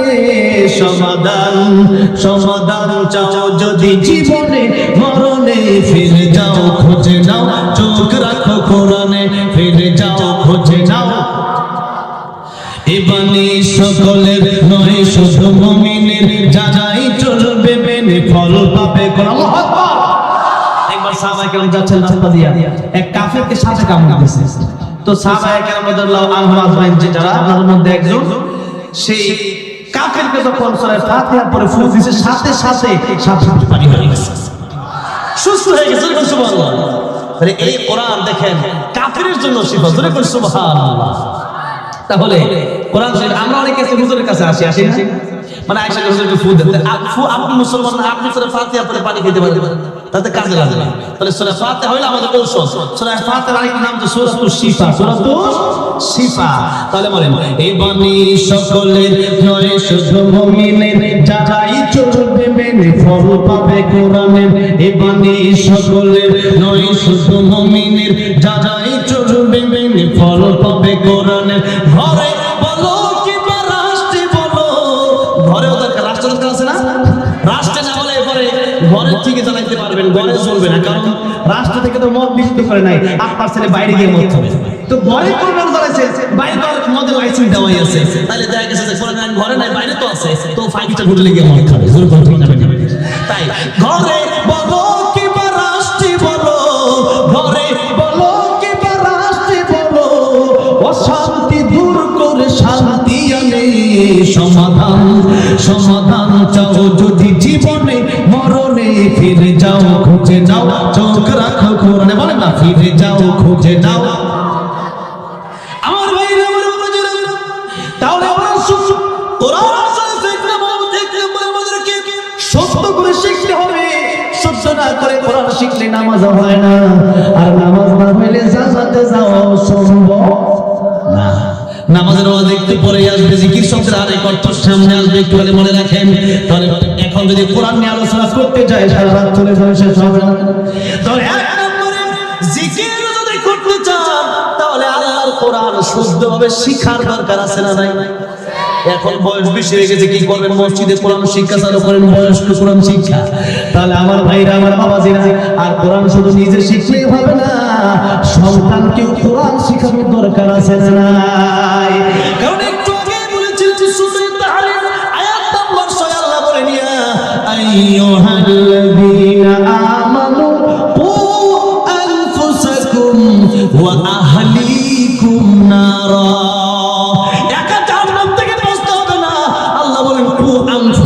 নিজেও বাঁচো, তোমার পরিবারকেও জাহান্নাম থেকে বাঁচাও। যে হাদিস শরীফের ভিতরে বলেছেন 7 বছর যখন তোমাদের বাচ্চাদের হয়ে যায়, নামাজ আদেশ দাও, নামাজ পড়তে বলো। 10 বছর হয়ে গেছে এখন নামাজ পড়ে সন্তান ঘরের ভিতরে শুয়ে শুয়ে ঘুমায়, তারা এখন নামাজ না পড়লে পিটনি দাও, মায়ের দাও, কারণ যে নামাজ পড়ে না সে তো আল্লাহ চিনে না। তারা যে আল্লাহ সৃষ্টি করলো ওই আল্লাহর যে না চিনবে ও বাপ মার খেদমত করবে না, কারণ সে তো আল্লাহরই চিনে না। ঠিক না ঠিক? তাহলে সন্তানকে কোরআন শেখাতে হবে। 10 বছর বয়স যদি নামাজ পড়তে বলা হয় তো নামাজের জন্য আগে কোরআন আগে শিখে ফেলতে হবে না? তাহলে বাচ্চার প্রথম শিক্ষা হবে কোরআনের শিক্ষা। যদি বাচ্চার প্রথম শিক্ষা কিসের শিক্ষা হবে? হ্যাঁ, এখন যদি আমি জিজ্ঞেস করি যে primary, high school, college, university এই যে নামাজ, রোজা, তাসবিহ, তাহলিল, জান্নাত জাহান্নামের শিক্ষা দেওয়া হয়, তাহলে এটা শিক্ষা দেওয়া হয় মাদ্রাসায় অথবা মক্তব যদি থাকে মক্তবে। তাহলে দেখা গেছে বাচ্চার প্রথম শিক্ষা হবে কোরআনের শিক্ষা। যদি না হয় এই সন্তান ভালো হবে না। এই সন্তান কি হবে না? ভালো হবে না। ছোট্ট একটা ঘটনা বলি, এটা নিয়ে সমসাময়িক ঘটনা। আপনারা হয়তো অনেকেই দেখেছেন যে হাদি ভাই খুনির বাবা এবং মাকে গ্রেফতার করে জেলখানায় নিয়ে যাওয়া হয়েছে। কথা বলেন ঠিক না ঠিক?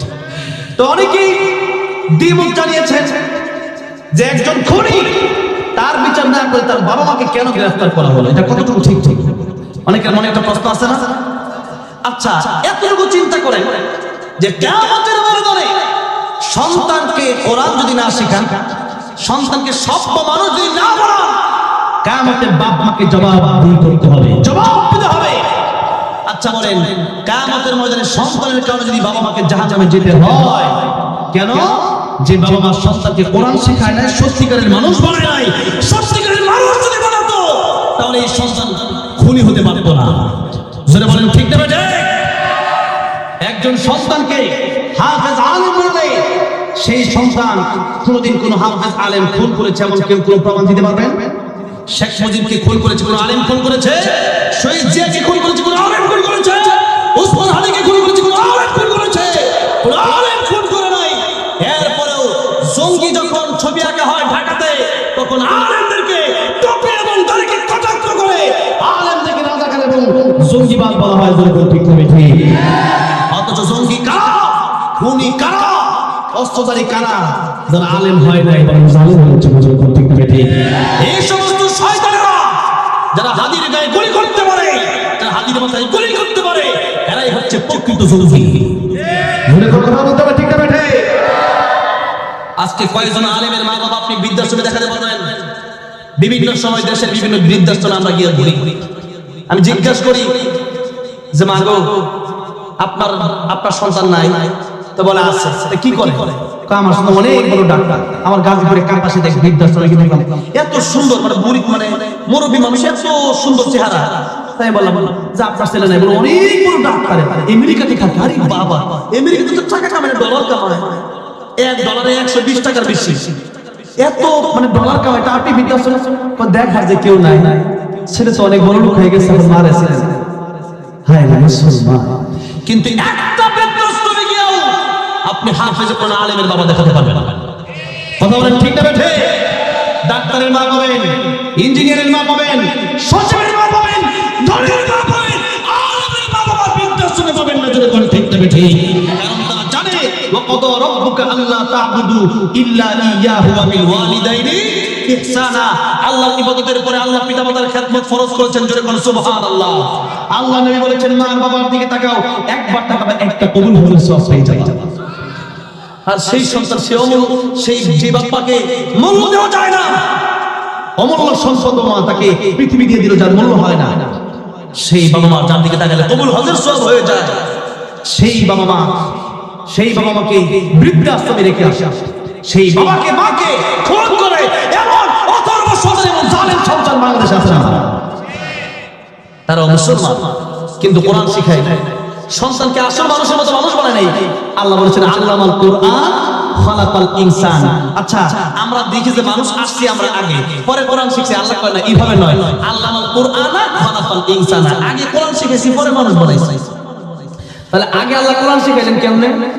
আসলে সুরতে মানুষ হলে প্রকৃত মানুষ হওয়া যায়। মিশরে গিয়েছিলাম, মিশরে গেছিলাম ফেরাউনের লাশ দেখা কথাটা হচ্ছে। তো ফেরাউনকে কিন্তু দেখতে মানুষের মতোই দেখা যায়, সুরতে চেহারা কিন্তু মানুষের মতোই, কিন্তু প্রকৃত ভাবে ফেরাউন কুকুরের চাইতেও নিকৃষ্ট। কাল আনআমি বাল হুম আদাল। তাহলে কেন নিকৃষ্ট? কারণ তার ভিতরে ঈমান নাই, তার ভিতরে ইসলাম নাই সেজন্য। তাহলে কোরআন যদি না থাকে, আবু জাহেল আবু লাহাব কোরআন মানে না, এরা কি প্রকৃত মানুষ ছিল? এরা অমানুষ ছিল। কথা বলেন ঠিক না বেঠিক? ঠিক তেমনি ভাবে আজ যদি আপনার সন্তানকে কোরআন না শেখাতে পারেন, কোরআনের জ্ঞান যদি তাকে আপনি না দিতে পারেন, এই সন্তান আপনার মারবে, তার কোনো গায়ে লাগবে না। কেন? যেটা বাপ হয়েছে কি হয়েছে, মা হয়েছে কি হয়েছে, এই চিন্তা করতে হবে। কোরআন যদি শিখান, যদি সে বুঝতে পারে যে না, ওয়াকাদা রাব্বুকা আল্লা তা'বুদু ইল্লা ইয়্যা ওয়া বিল ওয়ালিদাইনি ইহসানা, যে আল্লাহর ইবাদতের উপর আল্লাহ বলেছেন পিতামাতার খেদমত করো। ওয়ালা তাকুল লাহুমা উফ, ফালা তাকুল লাহুমা উফ, ওয়ালা তানহারহুমা। বাপ মা উফ শব্দ বলতে পারবে না, তুমিও উফ বলতে পারবে না। বাপ মা উফ বলে এমন কোন কাজ করতে পারবে না, কথা বলতে পারবে না। পৃথিবীতে দোয়া চাইতে হয় তো মা বাবার কাছ থেকে দোয়া চাও, দোয়া কবুল হয়ে যাবে। সরাসরি যদি বলি সুবহানাল্লাহ। আমি গতকালকের আগের দিন এত সুস্থ হয়েছে, আমি ভাবি নাই যে এই পুরো সপ্তাহ মাহফিল করতে পারবে। আমি ভেবেছিলাম যে এই সপ্তাহে মাহফিল করতে পারবো না। আমি একটা ভিডিও দিয়েছিলাম আমার পেজে, আমি ভাবছিলাম মাহফিল করতে পারবো না। আমাকে অনেকে জিজ্ঞেস করলেন যে আপনি লাইট দিয়ে আমার তাড়াতাড়ি সুস্থ কেমনে? আমি গতকালকে এই যে আমার ভাই গিয়েছিল মাহফিলে, আমি বলছি যে আমার মায়ের কাছ থেকে আমি দোয়া নিয়ে আসছি। আমি অসুস্থ হয়ে যাওয়ার পরে ফোন দিয়ে অনেকের কাছে বলছি আমি অসুস্থ, কেউ আসে না। যদিও আমার বিবি আসতে চাইছে, আমার বিবিও আসে না। আমার মা সেই গ্রাম থেকে সকালবেলা আমার জন্য খাওয়া দাওয়া রান্না করে একেবারে শহরে আমার বাসায় চলে আসছে। এসে আমি বললাম, মা তুমি দোয়া করো আমার জন্য, কারণ আমি জানি আমার মা, আমার মায়ের দোয়া বাবার দোয়া ডাইরেক্ট কবুল হবে, মায়ের দোয়া ডাইরেক্ট কবুল হবে। কারণ আমার অসুস্থ, আমি এখন ট্যাবলেট খেলে নাও ভালো হতে পারি, আমাকে ডাক্তার আমাকে রোগ ভালো করতে পারবে না। আমার মা দোয়া করলে আমার রোগ বলে, নবী বলেছেন মা তো ডাইরেক্ট কবুল। তাই আমার মার কাছ থেকে দোয়া নিচ্ছি। মা আমাকে 3টা সুমা দিয়া আমাকে বলছে, বাবা মাহফিলে যাও। এই যে মাহফিলে আসলাম, এমন সুস্থ হয়ে গেলাম আলহামদুলিল্লাহ। আমি ভাবতে পারি না আজকে মাহফিলে কথা বলবো, ঠিক আছে চলে আসলাম, বলি আলহামদুলিল্লাহ। মায়ের দোয়া 3 ব্যক্তি দোয়া ডাইরেক্ট কবুল। মাজলুম মুসাফির মা বাবা, মাজলুম মুসাফির আর মা বাবা ওয়ালিদাইন। অথচ আমরা পীর সাহেবের কাছ থেকে কত দোয়া নিই। একজন হুজুর দেখলে হুজুর একটু দোয়া করেন, কয়দিন মায়ের কাছ থেকে দোয়া নিয়েছেন, কয়দিন বাপের কাছ থেকে দোয়া নিয়েছেন, জানেন নাই? আমি বলি কি, পীর সাহেবের কাছ থেকে দোয়া না নেওয়ার আগে মায়ের কাছে যান, মায়ের জন্য হাদিয়া নিয়ে যান, মায়ের জন্য তোহফা নিয়ে যান। মাকে ভালোবাসেন, মাকে ভালোবাসেন, মাকে মা তুমি আমার জন্য দোয়া করো। ধনী হইতে চান, মায়ের কাছ থেকে দোয়া নেন, বাপের কাছ থেকে দোয়া নেন। সফল হতে চান, চাকরি নাই, ব্যবসা বাণিজ্য ঠিক নাই, মারে গিয়ে এখন, মা তুমি দোয়া করো, আমার অবস্থা ভালো, তুমি দোয়া করো। যদি মনে করেন ব্যবসা ভালো হচ্ছে না, চাকরির অবস্থা ভালো না, খেত খাবার ভালো না, সফল হতে পারছেন না, আপনি বলবেন মা তুমি কেমন দোয়া করো নাই, আর তুমি দোয়া করে ডাইরেক্ট কবুল হলো না কেন? আবার দোয়া করো। একদিন মা দোয়া করবে আর কবুল হবে না, এমনটা হতে পারে না, বিশ্বাস করি না। তাহলে মা বাবার দোয়া যেখানে কবুল, সেই মা বাবার সাথে সন্তানদের ব্যবহার দেখলে ওর আশ্চর্য হতে হয়। সন্তান মার সাথে বাবার সাথে ব্যবহার ভালো করে না, বন্ধুর সাথে কথা আচরণ ভালো, এরপরে তার ওয়াইফের সাথে আচরণ ভালো, অবৈধ রিলেশন করে, এমন অনেক সন্তান আছে না, সারা রাত কথা বলে, কিন্তু মা বাবার সাথে সম্পর্ক নাই। মা ডাক দিলে কি আলামিন এত ডাকো কেন, জারি বেড়ে ওঠে। কথা বলেন ঠিক না? তাহলে কি বোঝা গেল? সন্তান প্রকৃত মানুষ হয় কোরআন শিখাতে হবে। আল্লামাল কোরআন খালাকাল ইনসান। আমার ভাইরা, আমার বাবাজি, তাহলে আমরা জিকির অর্থ মোট কয়টা? জোরে আওয়াজ করে বলতে হবে 5টা। 1 নম্বরে কি? কোরআন। কোরআন নিয়ে আলোচনা করতে গেলে আমি আগেই বলছি আমি সারা আলোচনা করবো শেষ হবে, তাই আসুন সামনের দিকে যাই। কথা ঠিক না বেঠিক? এবার 2 নম্বর কোরআনের ব্যাখ্যা আল্লাহ কোরআনের সূরা গাশিয়াতে বলছেন, ফাযাক্কির ইন্নামা আনতা মুযাক্কির লাস্তা আলাইহিম বিমুসাইতির। আমার নবীকে ডেকে আল্লাহ রাব্বুল আলামিন বলছেন, নবীজি আপনি মানুষকে উপদেশ দেন। এক জায়গায় আসছে ফাযাক্কির বিল কুরআনি মান ইয়াখাফু ওয়াঈদ। কোরআন থেকে উপদেশ দেওয়ার কথা বলছেন। আবার সূরা গাশিয়াতে আল্লাহ রাব্বুল আলামিন বলেন, ওগো নবী আপনি উপদেশ দেন, কারণ মানুষকে পিটায় ভালো বানানো যায় না, মানুষকে কোরআনের তাফসীর করে ভালো বানানো যায়। সুবহানাল্লাহ। তাহলে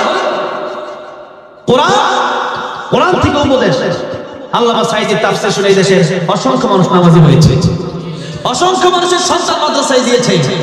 আমার মতো নগণ্য অধম, আমার মতো একটা ছোট্ট একটা মানুষ, আমিও আল্লামা সাঈদীর তাফসীর শুনে আলেম হয়েছে। আল্লামা সাঈদীর তাফসীর শুনে বক্তা হয়েছে যেটা বলি মারহাবা। এই জন্য তো আল্লামা সাঈদীর নাম বলি, এই জন্য দোয়া করি। কেন বাংলাদেশের যত মানুষ আছে, আমি আল্লাহর কসম করে বললে ভুল হবে না, আমার জীবনের চাইতে আমি আল্লামা সাঈদীকে বেশি ভালোবেসেছি।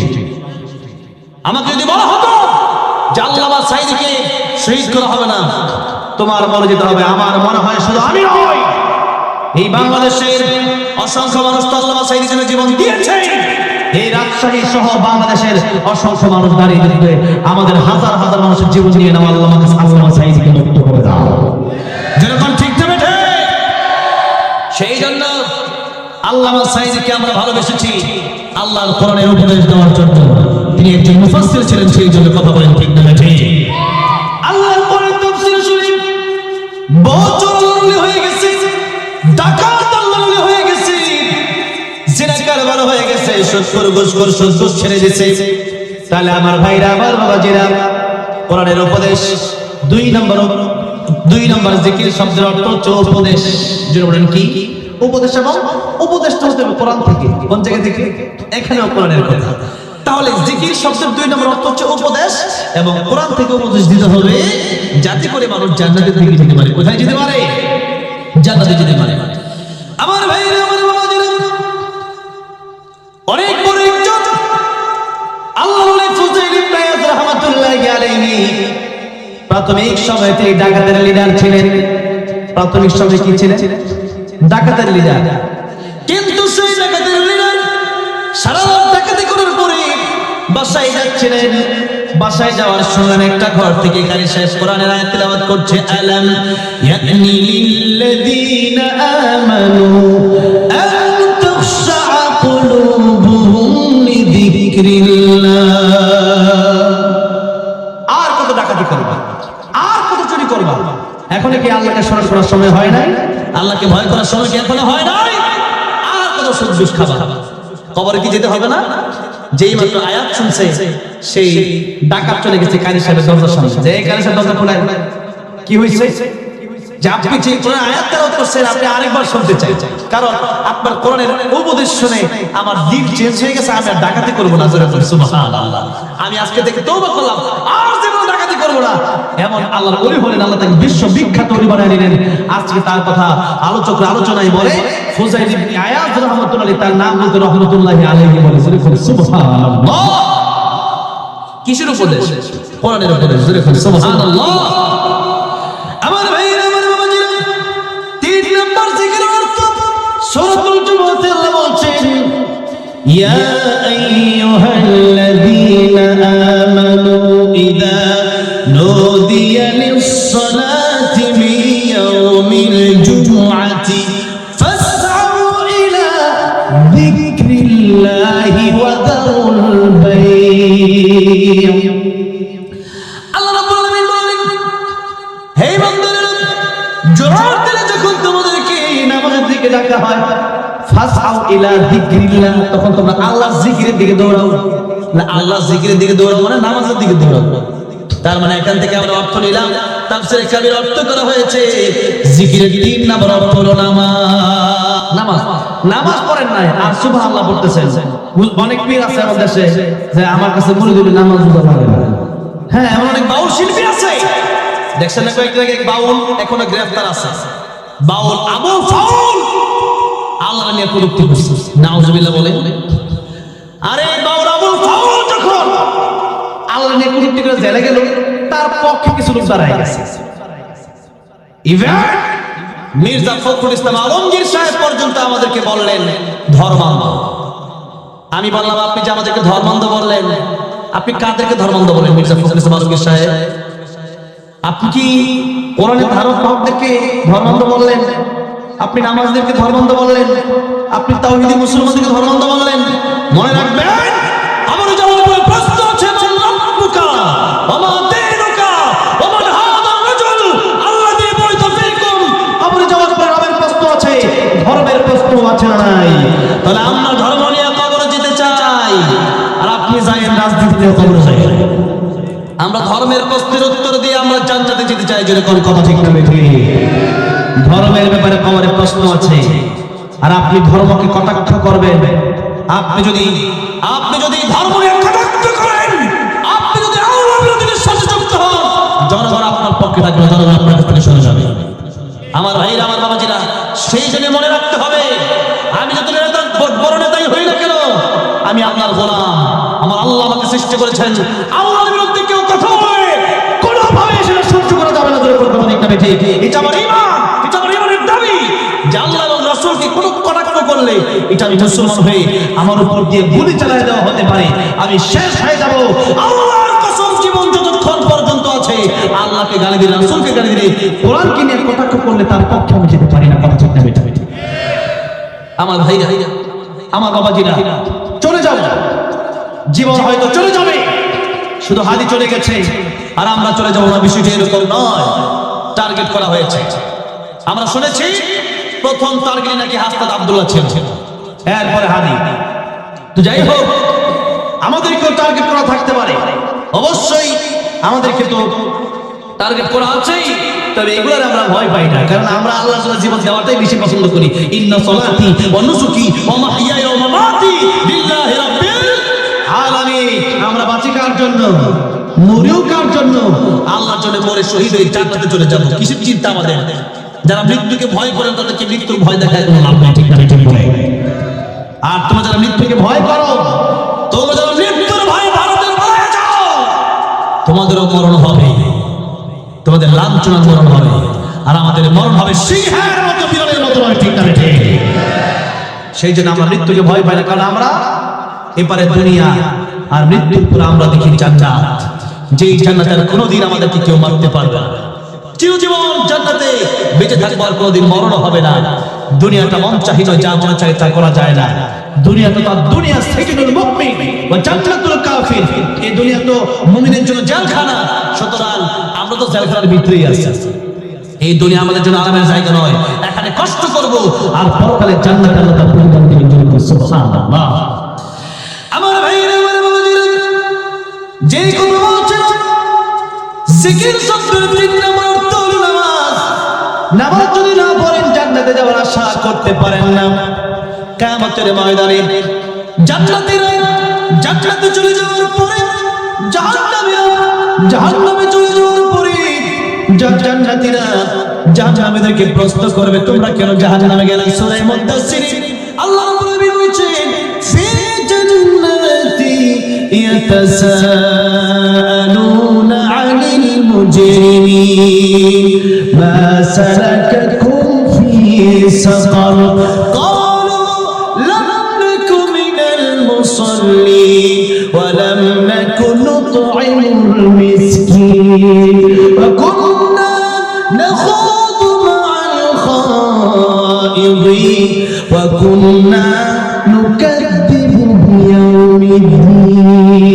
আল্লাহু আকবার।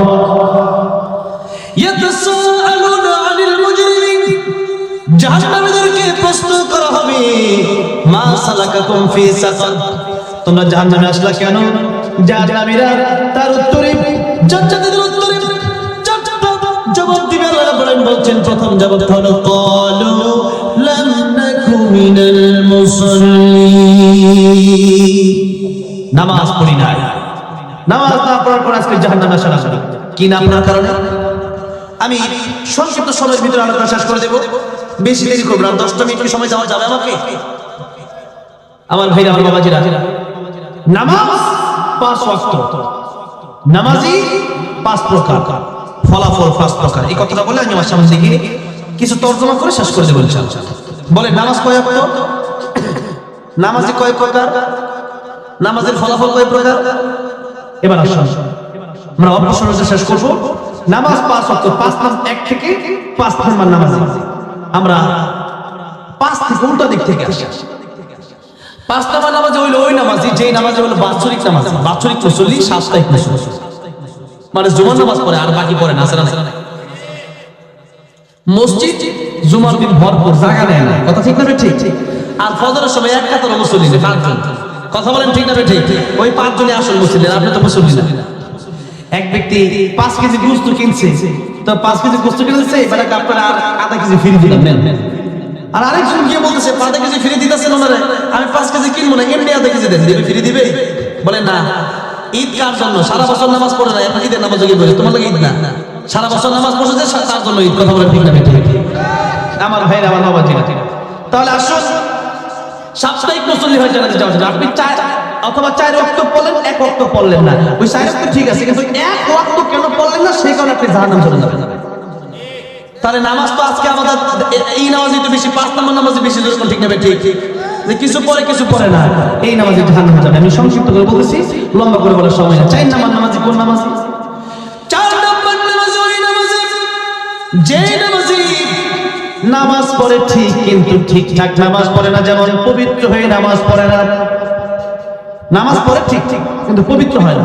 যেমন পেশাব করার পর পানি লয় না, বিরাট লোক নেয় না, এমন নামাজি আছে না? আমার নবী দুইটা নতুন কবরের পাশ দিয়ে যাচ্ছেন।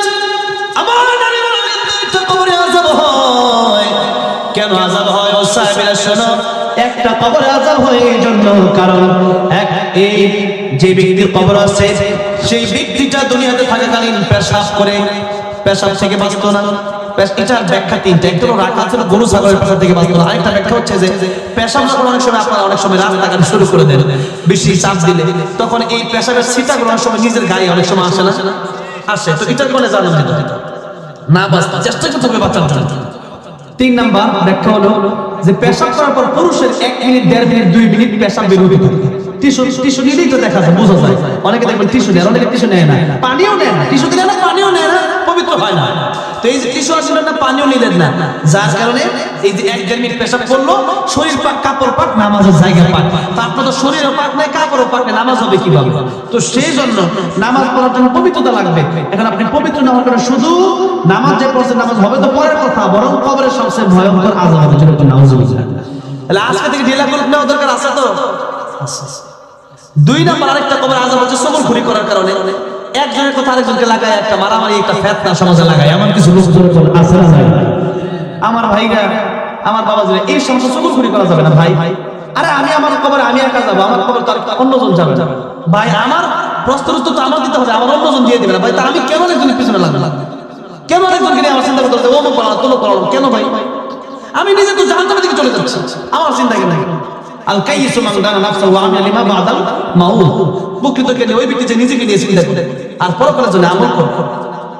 আমার ভাইরা, আমার বাবাজি, 4 নম্বর নামাজে পবিত্র ঠিক ঠিক তাই নামাজ পড়লে নামাজ হবে না। ওযুর ফরজ জানে, নামাজ পড়ে, আবার নামাজে আছে না?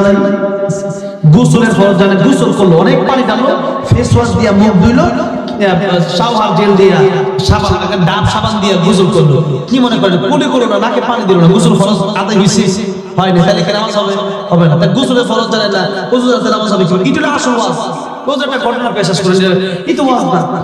ওয়াজ করতে হবে যেগুলো আমাদের দরকার, ওযুর ওয়াজ, গোসলের ওয়াজ, নামাজের ওয়াজ, এটা তো আমাকে জানাতে নিয়ে যাবে। নামাজ তো আমাকে জানাতে, এই ওয়াজ করব, কোন ওয়াজ করব? তাহলে এই ওয়াজ করব না, করব কেন? কারণ আমরা তো এত নামাজ করব, নামাজ হইতে পারতেছে, সেজন্য আবার করতে হচ্ছে। ওয়াদাক্কির ফা ইন্না যিকরা তানফাউল মুমিনিন। যত ওয়াজ করব তত দিনে লাগে নামাজে আমরা আগে যাব আর কি। আমার ভাইরা বলে, তাহলে ঠিকঠাক নামাজ না পড়লে, যেমন একটু আগে বলছিলাম কোরআন অশুদ্ধ, তাহলে নামাজ হবে না। তাহলে নামাজ পড়েও জান্নাতে যাওয়া যাবে না। সর্বশেষ কথা যেটা, মানে 4 নম্বর নামাজে নিয়ে 4 নম্বর নামাজ হলো নামাজ পড়ে ঠিকঠাক পড়া, মানে হচ্ছে নামাজের দেহ আছে, নামাজে মন থাকে বাড়িতে, দেহ আছে নামাজে, মন গেছে সিঙ্গাপুর। কথাটা বুঝছেন না? এই সমস্ত যদি মন চলে যায় অন্য জায়গায়, তাহলে যদি আপনি ফেরানোর চেষ্টা না করেন, হ্যাঁ, আপনি নামাজে তো খুশু নাই, এই নামাজ আল্লাহর দরবারে কবুল হবে। এখন এটা হলো 4 নম্বর নামাজি। 3 নম্বর নামাজি কেন? এই 4 নম্বর নামাজি নামাজ পড়লো, কেমন নামাজ? যে নামাজের ভিতরে নামাজ ছিল, নবী বলছেন নামাজ পড়বা কেমনে? তুমি আল্লাহ দেখতেছো, আল্লাহ তোমার দেখতেছে, এমন ভাবে নামাজ পড়ো। আর তুমি যদি আল্লাহ নাও দেখো, মনে রাখবা আল্লাহ কিন্তু ঠিকই তোমারে দেখতেছেন, এমনটা মনে করে নামাজ পড়ো। তাহলে এমনটা যখন মনে হবে, তখন কি আমার মন কোন জায়গায় চলে যেতে পারে? বারবার মন চলে গেল, যে ব্যক্তি বারবার ফিরে রাখতে চাইবে, সেটা 3 নম্বর নামাজি, সে ব্যক্তিকে আল্লাহ জান্নাত দিবেন। সুবহানাল্লাহ। আর 2 নম্বর নামাজ হলো ওই নামাজি আল্লাহ বলে দেখতেছেন, এই কথা যখন তার ভিতরে ঢুকে যাবে, নামাজ যখন পড়তে থাকবে, তার নামাজটা সুন্দর হবে আল্লাহর ভয়ে। আমার নবী আকসারু আমালা, আল্লাহ বলেন, আল্লাহ বলেছেন আহসানু আমালা, আহসানু আমালা। এক সময় বলতো আমি 70-80 টাকা তাহাজ্জুদ করি, ওরে বাবা রে, 70-80 টাকা তাহাজ্জুদ করি।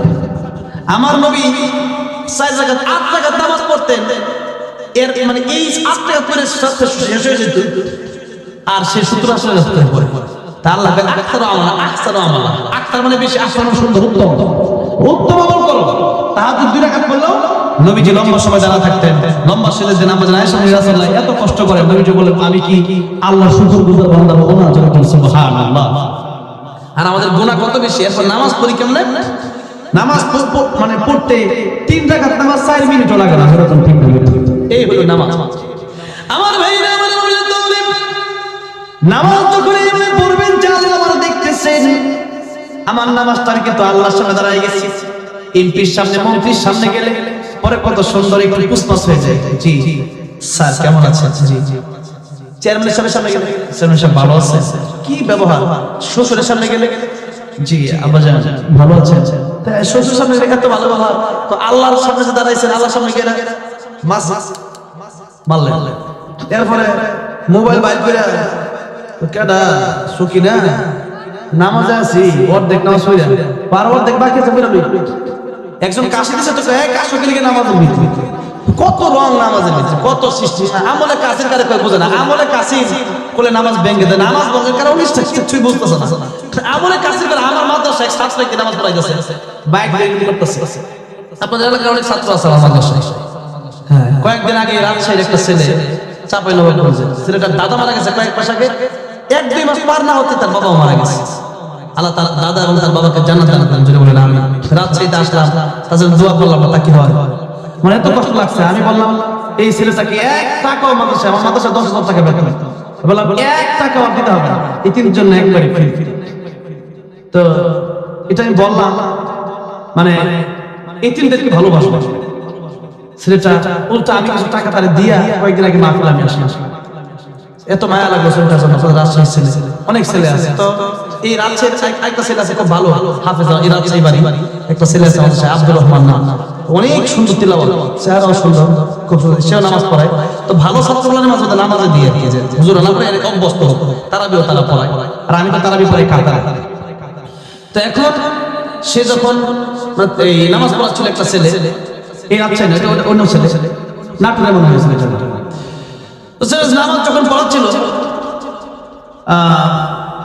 কোন জায়গায় আমার নাম খেয়াল নাই, তো নামাজ পড়ার সময় এই যে একটা মাইক থাকে না, এটা এইভাবে ইমাম সাহেব যেটা নাড়াচাড়া করতেছিল, আমি বললাম তোমার নামাজটা হয় না, আমি আমার নামাজটা পড়াইতে চাই, তো সবাই অবাক হয়ে গেল, তুমি আমলের কাছে করে ফেলেছো, আমলের কাছে বেশি কাজ করো, তুমি নামাজ বাদ দিয়ে তুমি এটা এরকম করতেছো, এগুলা দেখলে নামাজ হবে না, আমলের কাছের কারে বলে সেটাই বোঝে না, এই জন্য আমলে কাছের যদি নামাজ হবে নামাজ ভেঙে যাবে, এটা আমরা জানতেছি না, নামাজ ঠিকঠাক না পড়লে কিন্তু জাহান্নামে যাওয়া যাবে, ঠিকঠাক নামাজ পড়তে হবে। আপনাকে বললাম ভাই এই যেটা ধান খেত না, তা আপনাকে বললাম যে এখন ধান লাগানো যাবে না, পাশে ধান লাগান, আপনি ওইখানে না লাগাইয়া আপনি এখানে এই খেত খামারে শুরু করলেন, ধান লাগাবেন, কি মনে করেন আপনি কি বেতন পাবেন? পাবেন না, কেন? আপনি কাজ করতে বলা হয়েছে এক জায়গায়, আপনি কাজ করছেন আরেক জায়গায়, করতে বলা হয়েছে একভাবে, করছেন আরেকভাবে। ফজর হলো 4 রাকাত, 2 রাকাত সুন্নাত, তো ফরজ 2 রাকাতের জায়গায় আপনি যদি বলেন না আজকে ফরজ আমি 10 রাকাত করব, নামাজ হবে? নামাজ হবে? এশা 4 রাকাত, আপনি বলেন আজকে 5 রাকাত করব, নামাজ হবে? আল্লাহ যেভাবে বলছেন ওভাবে পড়তে হবে, ওভাবে না পড়লে হবে না। তাহলে আমার ভাইরা বাবাজিরা 4 নম্বর নামাজ হলো যে আমার আল্লাহ দেখতেছেন, এই কথা যখন তার ভিতরে ঢুকে যাবে তখন সে চিন্তা করবে যে আমার কেউ দেখে না, দেখে একজন জনে বলেন তিনি কে? আল্লাহ। যখন তার ভিতরে এই চিন্তা চলে আসবে তখন সেই আয়াতটা বাস্তবায়ন হয়ে যাবে, ইন্নাস সালাতা তানহা আনিল ফাহশাই ওয়াল মুনকার, নিশ্চয়ই নামাজ সুস্থ থাকে, গুনাহ থেকে, মন্দ কাজ থেকে বাঁচায়া যায়। তাহলে এই আয়াত আমরা নামাজ পড়ি আর পরে শুধু খাই আছে না নাই? নামাজ পড়ে ঘুষ খাই আছে না নাই? নামাজ পড়ে অন্যের হক নষ্ট করে আছে না নাই? নামাজ নষ্ট করলো, নামাজ পড়লো, আবার গুনাহ করলো, নামাজ হয় নাই। নামাজ যখন এভাবে হবে আমাদের কেউ দেখে না, আমার আল্লাহ দেখে। নামাজের বাইরে যখন সে যাবে তখন তার ভিতরে চলে যাবে, আর নামাজের ভিতরে যে আল্লাহ আমার দেখে, নামাজের বাইরেও তো আবার সে আল্লাহ দেখে, যখন ঠিক না ঠিক। এই চিন্তা যখন ভিতরে ঢুকবে তখন সে আর গুনাহ করতে পারবে না।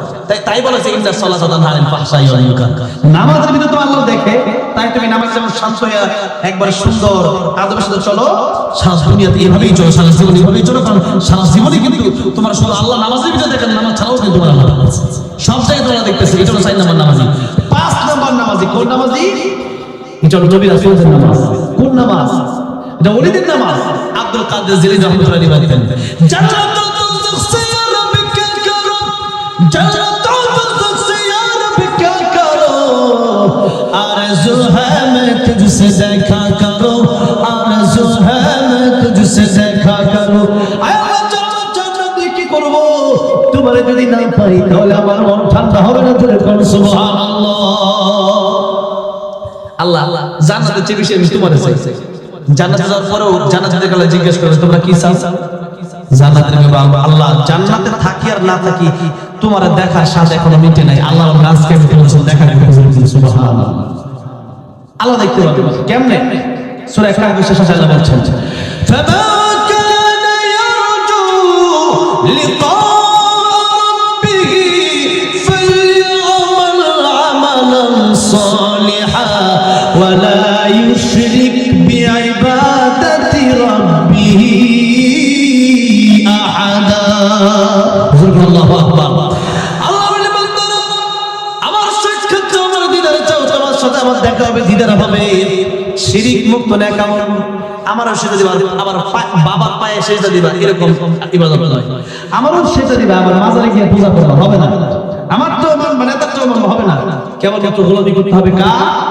আল্লাহ। এমন আমল নিয়ে আসতে পারলে আমি আল্লাহ জান্নাতের ভিতরে তোমার সাথে দেখা করব। সুবহানাল্লাহ। আমার ভাইরা আমার নামাজ আমাদের পড়তে হবে। নামাজ 5 নাম্বার নামাজি, ওই নামাজ তো আল্লাহর জন্য তারা পড়তেন। হাদিস শরীফের ভিতরে আসছে আল-আম্বিয়া ওয়া আহইয়াউন ফি কুবুরিহিম মুসাল্লুন। নবীগণ তাদের স্ব কবরে তারা জীবিত, রওজা শরীফে তারা জীবিত। আর সেই রওজার ঘরের ভিতরে, সেই কবরের ভিতরে নবীরা নামাজ পড়তে থাকে। সুবহানাল্লাহ। নামাজ পড়তে কেন? তারা শুধু জান্নাতে যাওয়ার আশায় নয়, বরং তাদের নামাজের ভিতরে একটা মজা পাইতেন যে অন্য কিছুর ভিতরে একটা মজা পেতেন। প্রকৃত নামাজে যারা নামাজের সময় হয়ে গেলে দেখবেন খাওয়া দাওয়া ভালো লাগে না, ঘুমানো ভালো লাগে না, দুনিয়া চলাফেরা ভালো লাগে না, নামাজ না পড়া পর্যন্ত ভিতরে কোনো শান্তি লাগে না। কথা কোন ঠিক নেবে? এটা তো সবাই ঠিক কইতো না, কারণ যারা নামাজি আছে কয়েকজন ওই যে দাদা কাছে ঠিক দাদা নামাজ পড়ে, আমরা নামাজ পড়া ওটা ঠিক তো না বলবে, ওরা নামাজ পড়ে মজা পাইছে লিখে কইছে। আর আমি নামাজ না পড়া বললাম আমার মাথা ঠিক ঠিক ঠিক ঠিক না, পাগল হয়ে যায়। ওই সব পাগল হয়ে যায়, পাগল পাগল। আর আপনি নামাজ পড়েন, আপনি মনে হয় যে কিছু হয়েছে, আপনি মাথা ঠিক নেই। আপনি মাথা কি নামাজ পড়লে কি না পড়লে কি? আর আপনি জানাতে যাবেন এত সহজ, আমি হাসিবে তো মনটা তো হলো জান্নাত, জানাতে এত সোজা। হ্যাঁ, যে জানাতে যাবেন 72টা করে হলো 80,000 খাদেন, জীবনে মরণ নাই, অসুখ বিসুখ নাই, মন যা চায় তাই পাবেন, জীবনে শান্তি আর শান্তি। এত সহজে পেয়ে নেবেন এটা? এত সহজ নয়, বরং সেটার জন্য কষ্ট করতে হবে। দুনিয়াতে ফজরের সময় কষ্ট হবে, উঠতে মন চাইবেন, এরপর ওইটা নামাজ যাইতে হবে। কালকে থেকে ফজরে কাদেরকে দেখা যাবে? আদরণ দেখুন বিশাল নারে তাকবীর, হাত না আল্লাহ কল এটা তো হাত উঠাইছেন, এরপর যদি নামাজ না পড়েন তাহলে কি করবেন? তাহলে আপনার জাহান্নাম আপনি পিছনে চলবে। আমার ভাইরা তাহলে অবশ্যই 3 নাম্বার জিকির অর্থ হলো নামাজ। জোরে বলেন 3 নাম্বার জিকিরের অর্থ কি? নামাজ। নামাজ নবী বলেন নামাজ পড়বা কিয়ামতের ময়দানে সর্বপ্রথম কিসের হিসাব হবে? নামাজের। নামাজ ঠিক তো সব ঠিক, তুমি জান্নাতে যাবে। নামাজ ঠিক তো ঠিক নেই, কিচ্ছু ঠিক নেই, তোমার জান্নাতে যেতে হবে। তাহলে নামাজ ঠিক তো জান্নাত ঠিক, নামাজ ঠিক তো জান্নাত ঠিক, নামাজ ঠিক তো জান্নাত ঠিক নাই। আমার ভাইরা নামাজ 4 নম্বরে জিকির কথা কোরআন বলেন ওয়ামান আ'রাদা আন যিকরি ফাইন্না লাহু মাঈশাতান দানকা ওয়া নাহশুরুহু ইয়াওমাল কিয়ামাতি আ'মা। এই জিকিরের ব্যাখ্যা তাফসীরে কাবীর হয়েছে, এই জিকির মানে আল্লাহর আইন, এই জিকির মানে আল্লাহর বিধান, এই জিকির মানে আল্লাহর আইন, আল্লাহর বিধান। যেরকম এই জিকির শব্দের অর্থ কি? জিকির শব্দের 4 নম্বর অর্থ আল্লাহর বিধান। যেরকম জিকির শব্দের 4 নম্বর অর্থ কি? আল্লাহর বিধান। আল্লাহ বলছেন আল্লাহর বিধান থেকে যেন মুখ ফিরিয়ে নিবা, এই দুনিয়ার জীবন হয়ে যাবে তাদের সংকীর্ণ। দুনিয়ার জীবনে তারা কোনো শান্তি পাবে না, টাকা কামাবে, 5 তলা বাড়ি করবে, কিন্তু ঘুমাইতে হবে। কথাটা বুঝেন? বিদেশ থাকবে, আমেরিকা থাকবে, কিন্তু বিদ্রে এমন অসুখ হয়ে যাবে যে হাড়ে রিং করা লাগবে 3টা, গ্যাস্ট্রিক আলসার, যাও ছাড়া কিচ্ছু হজম হয় না। যেরকম ঠিক ঠিক এমন অনেক বড় লোক আছে। তাহলে অনেক টাকা পয়সা কামাবা, কিন্তু কোরআনের বিধান মানবা না, কোরআনের আইন মানবা, শান্তির সমাজে কোনোদিন আসবে। আর আপনি শুধু আছেন যে নামাজ, তাহলে আপনি এই আয়াত মানবে কি? আপনি সুবহানাল্লাহ আলহামদুলিল্লাহ আছেন, এই আয়াত মানবে কে? তাহলে আল্লাহর আইন গোটা দেশে আমাদের কায়েম করার জন্য, আল্লাহর আইন বাস্তবায়ন করার জন্য আমাদের কমপক্ষে চেষ্টা তো করা দরকার আছে না ভাই? চেষ্টা তো নাই, আবার যারা আল্লাহর আইনের পক্ষে কথা বলে তাদের বিপক্ষে আপনি চলে যান, আপনি ইমানদার, তো মুনাফিক হয়ে যাচ্ছে। আমার ভাই, আমার বাবাজিরা, জিকির শব্দের পাঁচ নম্বর অর্থ আমি যে আয়াতে তেলাওয়াত করেছি, আবার আরেক আয়াতে আল্লাহ বলছেন ফাযকুরুনি আযকুরুকুম ওয়াশকুরুলি ওয়ালা তাকফুরুন। ও পৃথিবীর মানুষেরা, তোমরা যদি আমি আল্লাহ জিকির করো, আমি আল্লাহ তোমাদের জিকির করব। জোরে বল সুবহানাল্লাহ। তোমরা আমি আল্লাহর স্মরণ করবা, আমি আল্লাহ তুমি বান্দার স্মরণ করব। জোরে বল সুবহানাল্লাহ। কেমন আল্লাহ? আল্লাহ বলেন বান্দারে আমি আল্লাহ জিকির করলে আমি আল্লাহ তোমাদেরকে স্মরণ করব, আর তোমরা বেশি বেশি শুকরিয়া আদায় করো, তোমরা কুফরি করো না, ধৈর্যের পরীক্ষা দাও। আমার ভাইরা, আমার বাবাজিরা, এবার আল্লাহ বলেন জিকির করো। এই জিকির ওয়াসাব্বিহুহু বুকরাতাও ওয়া আসীলা, সকালবেলা 30 বার সুবহানাল্লাহ পড়ে কি পড়ি না, আলহামদুলিল্লাহ পড়ে কি পড়ি না। এরপরে জিকির মসজিদে যাওয়ার যেমন জিকির আছে, আল্লাহুম্মা আফতাহলি আবওয়াবা রাহমাতিক, আবার বাথরুমে যাওয়ার জিকির আছে না? আল্লাহুম্মা ইন্নী আউযু বিকা মিনাল খুবুসি ওয়াল খাবাইথ। তাইলে মসজিদে গেলে অনেক সময় মসজিদে গেলে গুনাহ হয়, আবার বাথরুমে গেলে সওয়াব হয়। কেমনে? অবাক হয়ে যায়। মসজিদে গিয়া আপনি কারো গীবত করতেছেন, ফজর নামাজ পড়া শুরু করলেন, কি জসিম সাহেব ভালো আছেন? আছে ভালো। শুনছেন নি গতকাল রাতে ঘটনা কি করছে আলামি? শুনছেন? আচ্ছা শুনছেন যে বলে যে বিরুদ্ধে কোয়া শুরু করলেন, মসজিদে বইয়া কি সব কমাইতেছে না গুনাহ কামাইতেছে? আবার বাথরুমে গেলে, বাথরুমে যাওয়ার আগে দোয়া করার পরে বাথরুমে পাম্পা দিয়ে প্রবেশ করলেন নবী সুন্নাত তরিকায়। বাথরুমে যতক্ষণ বসে থাকবে ততক্ষণই সওয়াব হবে। যখন সুবহানাল্লাহ। আবার দেখে গেছে বাথরুম থেকে বের হয়ে এবার আবার দোয়া করেন সুবহানাকাল হামদুলিল্লাহিল্লাযী আযাবা আনিল আযা ওয়া আফানি, আবার দোয়া করলেন, তাহলে সওয়াব আসছে। তাই রে মুমিনের জিন্দেগিটাই বন্দেগি, জিন্দেগিটাই জিকির, পুরো জীবনটাই জিকির। আমরা খালি মনে করি সুবহানাল্লাহ জিকির, আমরা জিকির গোটা জীবনটাই তো জিকির। কথা কোন ঠিক না ঠিক? আর যখনই বাসে আছেন, রাস্তায় ঘুরতেছেন, বসে রয়েছেন, কোন কাজ নাই তো জিকির করেন, লা ইলাহা ইল্লাল্লাহ, লা ইলাহা, লা ইলাহা ইল্লাল্লাহ মুহাম্মাদুর রাসূলুল্লাহ সাল্লাল্লাহু আলাইহি ওয়াসাল্লাম। যত জিকির করবেন কিয়ামতের মধ্যে নবী বলেন শেষ কথা, উকুনের ডিম পরিমাণ, উকুন কত ছোট ছোট দেখাইতে পারবেন আমারে? দেখা দেখো দেখাইতে পারবেন উকুন কত ছোট ছোট? এক কয়েক না আদর উকুন কি এত ছোট? মাথায় খুঁজতে উকুন পাওয়া যায় এত সহজে? আগে দেখতাম মারা চাচিরা খালারা উকুন বাইর করতে গিয়ে চুল খোঁজে, অনেক আছে না, আধা ঘন্টা চুল জানার পরে একটা উকুন পাওয়া যায়। এত ছোট হতে কই বয়ে বসে রয়েছে, মাথায় দেখা যায় না, এত ছোট উকুন। নবী কই এই উকুন আবার ডিম আছে যে উকুনের ডিম, এটা কত ছোট, এতটুকু নেক আমল যার বেশি হবে, নেক আমলের পাল্লা যার এতটুকু ভারী হবে, সে জান্নাতে চলে যাবে। আর এতটুকু উকুনের ডিম পরিমাণ বদামল যার বেশি হবে, সে জাহান্নামে চলে যাবে। তাহলে আপনি কি মনে করেন? চিন্তা করে দেখেন তো আপনার জীবনে আমল, নেক আমল বেশি না কম? দেখা যাবে শুধু বদামল বেশি হবে। ঠিক না? ঠিক না? আমার ভাইরা, আমার বাবাজিরা, তাহলে জিকির করলেন আবার গীবত করলেন। এই গীবতের তুলনায় গীবত যারা করে এদের জিকির আর থাকে না, আমল সব নষ্ট হয়ে যায় গীবতের কারণে, অন্যায় বিরোধিতা করার কারণে। আমার ভাইরা, আমার বাবাজিরা, তাহলে জিকির আপনাকে সারা জীবন করতে হবে। আর কিয়ামতের ময়দানে যত বেশি জিকির, একবার সুবহানাল্লাহ আলহামদুলিল্লাহ বলে গোটা দুনিয়া ভিড় আল্লাহ সওয়াব দিয়ে দেবেন। সুবহানাল্লাহ। কিন্তু আমরা বলি সুবহানাল্লাহ কোনো বেশি হয়ে যাবে, অনেক বড় বিষয়। সুবহানাল্লাহি ওয়া বিহামদিহি সুবহানাল্লাহিল আযীম।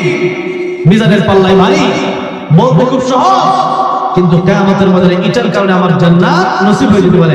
তাহলে সেদিন একটু আমাদের মানুষ আফসোস করবে। সেদিন যে আফসোস না করতে হয়, বেশি বেশি সকাল সন্ধ্যা নয় শুধু সারা দিন রাত যখন ফ্রি থাকবো জিকির, 10টা নেকি হবে, 10টা রহমত নাযিল হবে, 10টা মাকাম আপনার বাড়বে।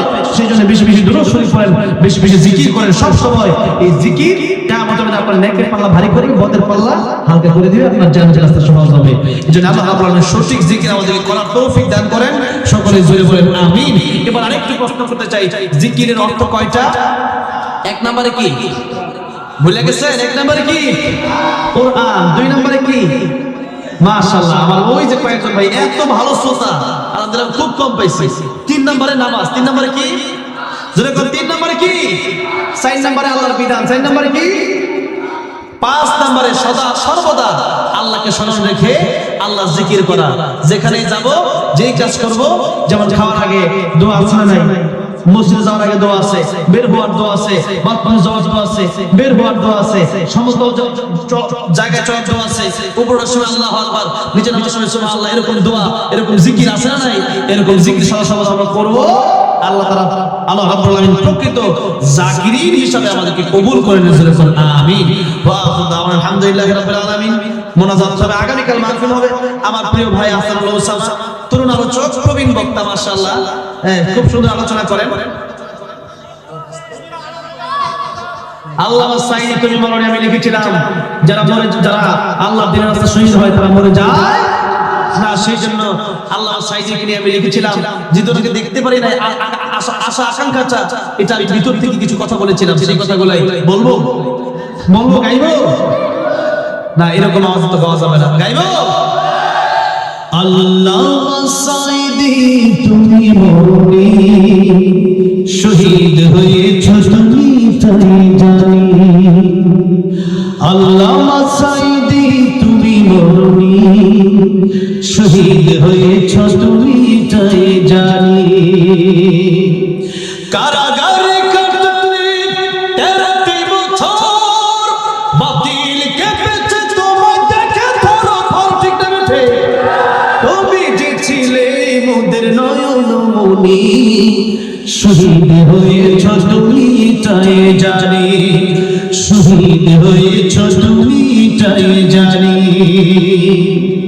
আমরা যেহেতু আজকে হাদি ভাই চলে গেছে, তাকে নিয়ে আমরা বলতে পারি, যেহেতু তাকে গুলি করা হয়েছে, তাকে শহীদ করে দেওয়া হয়েছে, হজ কথা বলার জন্য, কথা বলেন ঠিক না বেঠে? তাহলে আমরা হাদি ভাইকে নিয়ে একটু গাইতে পারি, ঠিক না বেঠে?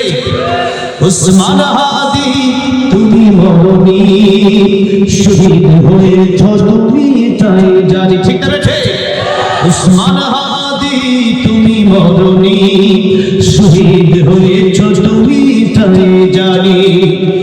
দেখা তো হবে না এই জীবনে, দেখা হবে জান্নাত ফুল বাগানে, দেখা তো হবে না এই জীবনে, দেখা হবে জান্নাত ফুল বাগানে। এই আশা কবুল করো আল্লাহ তুমি, আল্লাহ যেন তাকেও জান্নাত দান করেন, আমাদেরকেও জান্নাত দান করেন, বলেন আমিন। এই আশা কবুল করো আল্লাহ তুমি, শহীদ হয়েছ তুমি তাই জানি। উসমান হাদি তুমি মরণে শহীদ হয়েছ, তুমি তাই জানি, শহীদ হয়েছ তুমি তাই জানি। আল্লাহর প্রিয় ভাইকে জান্নাতুল ফেরদাউস দান করবেন, আমিন। আল্লাহ আল্লামা সাইদির কবরকে জান্নাতের উচ্চ মাকাম তুমি বানিয়ে দিও, জোরে আমিন। আয় আল্লাহ, আমাদেরকে তুমি ঈমানের সাথে অটল অবিচল থেকে, আয় আল্লাহ রাব্বুল আলামিন, তোমার দ্বীনের পথে আমাদেরকে শাহাদাতের মৃত্যু দান করে দিও, জোরে বলেন আমিন। আজকে আর লম্বা সময় নয়, আমরা আগামীকাল যদি আপনারা মাহফিল শুনবেন, আপনারা আজকে আলহামদুলিল্লাহ ঠিক টাইমে আলোচনা দিলে আলোচনা করা যায়। আমরা যদি কোনো দিন আসে দেখা হয় ইনশাআল্লাহ। আল্লাহ আমাদের প্রিয় হুজুরকে দীর্ঘায়ু হায়াত দান করে, অনেক অক্লান্ত পরিশ্রমী মাহফিলের জন্য করেছেন। আবার আমাকে দাওয়াত দিয়েছেন আনসারুল হক ভাই, তিনি রাজশাহীতে পরীক্ষা দিচ্ছেন, তার জন্য দোয়া করব, আল্লাহ যেন তাকে কামিয়াব দান করে। হ্যাঁ, দুনিয়ার পরীক্ষা, আখিরাতের পরীক্ষা, দুনিয়ার একটা পরীক্ষার হল, নিয়াবুল্লাহুম আইয়ুকুম আহসানু আমালা, নিয়াবুল্লাহুম পরীক্ষার হল। এখানে আমরা পরীক্ষা দিতে আসছি পরকালের বিষয়, সেই জন্য আল্লাহ রাব্বুল আলামিন যেন আমাদের সবাইকে যেন পরকালের বিষয়ে পরীক্ষা উত্তীর্ণ করে দেন, জোরে বলেন আমিন। যারা কষ্ট করলেন, যারা আসলেন বসলেন, আল্লাহ যেন কাল কিয়ামতে এই মাহফিল আমাদের নাজাতের ওসিলা বানায় দেন, জোরে বলেন আমিন। আজান এত রাতে আসলে আজান দেওয়াটা ঠিক হবে কিনা? এত রাতে একদিনের দিক, কারণ এত রাতে আজান দিলে এটা সমালোচনা হয়। কারি উবাইদুর রহমাতুল্লাহ যে আজানটা দিতেন, একটু জোরে বলতো আল্লাহু আকবার, কি আওয়াজ হবে? জোরে আল্লাহু আকবার, আল্লাহু আকবার,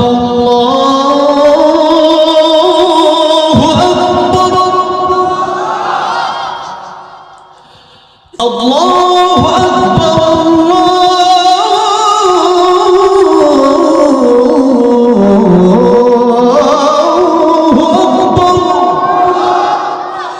আশহাদু আল্লা ইলাহা ইল্লাল্লাহ,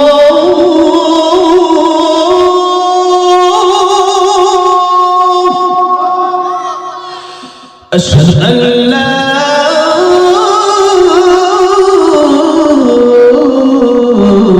ইলাহা ইল্লাল্লাহ।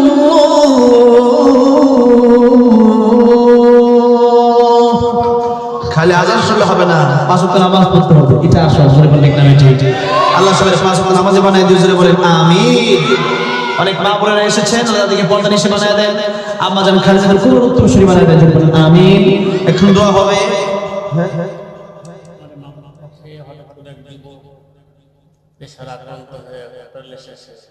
এই মাদ্রাসার পাশে একজন যুবক প্যারালাইসিস আক্রান্ত হয়ে গেছে,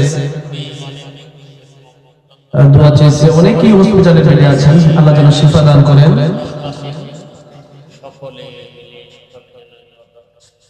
এই পাশে গুরুস্থান, তাদের জন্য আমরা প্রতি বছর আমরা সবসময় তাদের জন্য দোয়া করবো, আমরা এই সিলসিলা জারি রাখবো।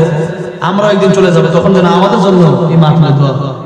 আজকে তারা চলে গেছেন, আগামী বছর আমিও চলে যাবো। এক মাহফিলে দাওয়াত দিয়েছে, আমার হলো যে মাহফিল হবে না, কেন লোকটা মারা গেছে। এই এরকম ভাবে এই বছর আছে, আগামী বছর নাও থাকতে পারে। গত বছর অনেকে ছিল, এই বছর নাই, তার আগের বছর ছিল, এই বছর নাই। আমরা সবার জন্য প্রত্যেক বছর ওয়াজের শেষে এই সিলসিলা জারি রাখবো। এই কবরস্থানবাসীর জন্য, আমাদের আত্মীয় স্বজনদের জন্য, প্রত্যেকের জন্য আমরা দোয়া করবো। অনেক অসুস্থ তাদের জন্য দোয়া করবো, আর অনেকেই অনেক বেশি দোয়া চেয়ে সারা প্রত্যেকের মনে নেই পুরা করার জন্য আমিন। দুরূদ শরীফ আল্লাহুম্মা সাল্লি আলা মুহাম্মাদ ওয়া আলা আলি মুহাম্মাদ কামা সাল্লাইতা আলা ইব্রাহিম ওয়া আলা আলি ইব্রাহিম ইন্নাকা হামিদুম মাজিদ। اللهم بارك على محمد وعلى آل محمد كما باركت على إبراهيم وعلى آل إبراهيم إنك حميد مجيد. اللهم آمين. ربنا ظلمنا أنفسنا وإن لم تغفر لنا وترحمنا لنكونن من الخاسرين. رب ارحمهما كما ربياني صغيرا. رب ارحمهما كما ربياني صغيرا. رب العالمين রাজশাহীর গোদাগাড়িতে ললিত নগরী চান্দলাই দক্ষিণ পাড়ার কবরবাসীর রহের মাগফিরাত কামনা আজকের সপ্তম বার্ষিক তাফসীরুল কুরআন মাহফিলের প্রথম দিনে আলেমদেরকে নিয়ে, মুরব্বি ওয়াজিদেরকে নিয়ে, যুবক ভাইদের নিয়ে, ছোট্ট ছোট্ট মাসুম বাচ্চাদের নিয়ে, মা বোনদেরকে নিয়ে হাত তোলা বাড়িয়ে দিলাম। আল্লাহ তোমার কাছে ভিক্ষুকের মতো কাঙ্গালের মতো আল্লাহ রাব্বুল আলামিন, আমাদের জীবনের গুনাহ অনেক বেশি, কিন্তু আমরা জানি আমাদের গুনাহের চাইতে তোমার রহমান রহিম গফফার নামের পাওয়ার কোটি কোটি গুণ বেশি। আল্লাহ রাব্বুল আলামিন, ক্ষমা যদি না করে দাও চাওয়ার মতো দ্বিতীয় কোনো জায়গা আমাদের নাই। আল্লাহ রাব্বুল আলামিন, তুমি যদি ক্ষমা না করো আমাদের ক্ষমা কে করবে? আল্লাহ রাব্বুল আলামিন, আমাদের গুনাহ থেকে না তাকায়া তোমার রহমান রহিম গফফার নামের উসিলায় আমাদের জিন্দেগীর গুনাহগুলি তুমি মাফ করে দাও। আল্লাহ রাব্বুল আলামিন, অনেকেই হাতগুলো বাড়িয়ে দিয়েছে, যাদের জন্ম দুঃখিনী মা অন্ধকার কবরে চলে গেছে। আল্লাহ বাবা অন্ধকার কবরে চলে গেছে। আল্লাহ, আমেরিকার লন্ডনের খবর টেলিফোনের মাধ্যমে নেওয়া যায়, কিন্তু মা বাবা কবর কেমন আছে? ঘরের পাশে কবর, যার নাই কোনো খবর। আল্লাহ রাব্বুল আলামিন, ওই মা জন্ম দুঃখিনী নিজে না খাইয়া সন্তানের খাওয়াইলো।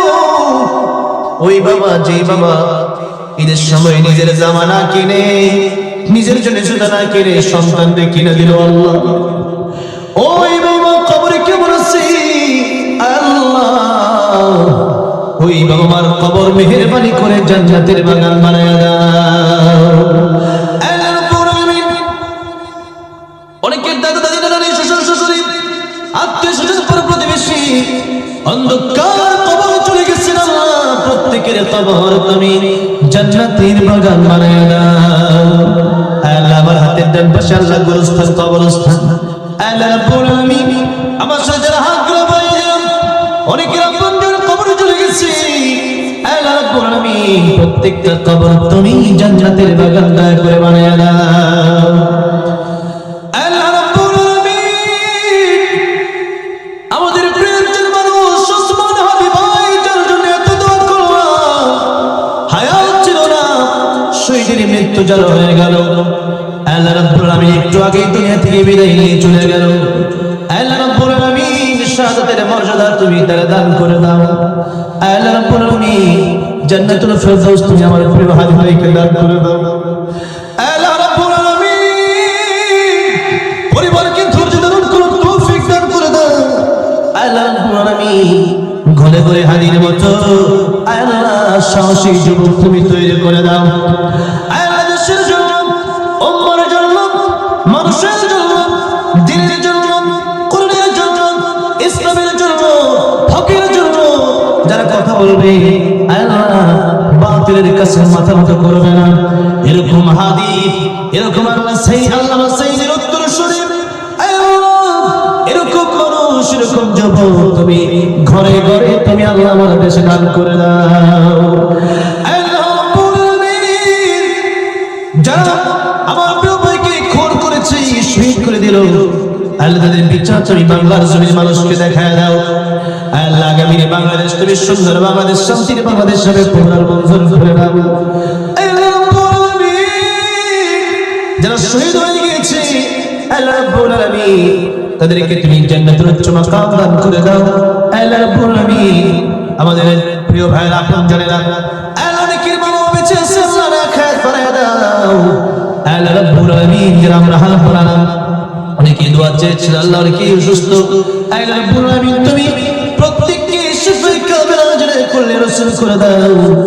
আল্লাহ রাব্বুল আলামিন অনেকে অসুস্থ আল্লাহ, এলাকার একজন যুবক দোয়া চেয়েছে আল্লাহ অসুস্থ, মারাত্মক লেভেলে অসুস্থ, আল্লাহ তুমি শিফা দান করে দাও।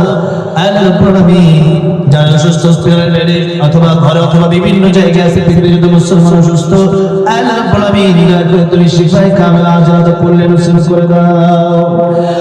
আল্লাহ রাব্বুল আলামিন আমাদের হাতগুলো বাড়িয়ে দিলাম, জানি না কার মনে কি নেক বাসনা নিয়ে হাতগুলো বাড়িয়ে দিল। আল্লাহ রাব্বুল আলামিন প্রত্যেকের মনের নেক বাসনা তুমি পুরা করে দাও। আল্লাহ রাব্বুল আলামিন আমার সাথে যারা হাত বাড়াইলো প্রত্যেকের হাত তুমি জান্নাতি হাত বানায়া দাও, প্রত্যেককে জান্নাতি শরীফ কবুল মঞ্জুর করে দাও, জাহান্নাম থেকে আমাদেরকে হেফাজত করে দাও। আল্লাহ রাব্বুল আলামিন এই মাহফিল আজকের ছেড়ে মাহফিলকে তুমি কবুল মঞ্জুর করে নাও। আল্লাহ রাব্বুল আলামিন এই মাহফিলের জন্য যারা কষ্ট করলো, শ্রম দিল, ঘাম দিল, মেধা দিল, বুদ্ধি দিল, টাকা পয়সা দিল, আল্লাহ রাব্বুল আলামিন অনেক প্রবাসীরা এই প্রোগ্রামের জন্য কষ্ট করেছেন। আল্লাহ রাব্বুল আলামিন প্রবাসীদেরকে সমস্ত বিপদ আপদ বালা মুসিবত থেকে হেফাজত করে দাও, বলেন নেক বাসনা তুমি পুরা করে দাও। আল্লাহ রাব্বুল আলামিন যুবক ভাই অনেক মুরব্বি যারা মাহফিলের কষ্ট করেছিলেন মাহফিলের জন্য, যারা আসলেন বসলেন কাল কিয়ামতের ময়দানে এই মাহফিল আমাদের জন্য নাজাতের ফয়সালা বানিয়ে দিও। আল্লাহ রাব্বুল আলামিন যা চাইলাম তা দান করো, যা চাই না আমাদের দরকার তুমি তা দান করো। আল্লাহ যা আলোচনা আমি করলাম আমার দুই পাশে আল্লাহ ওলামায়ে কেরাম বসে ওলামায়ে কেরাম আলোচনা করলেন, আল্লাহ সভাপতি সাহেব সাল্লাল্লাহু সাহেব আলোচনা করলেন, আল্লাহ কোরআন সুন্নাহ ভিত্তিক আলোচনাগুলো আমাদের প্রত্যেককে আমল করে জান্নাতে যাওয়ার তৌফিক দান করো। আল্লাহ রাব্বুল আলামিন যা চাইলাম তা দান করো, যা চাই না আমার দরকার তুমি আলিমুল গায়ব আমাদের তুমি দয়া করে তাও দান করো।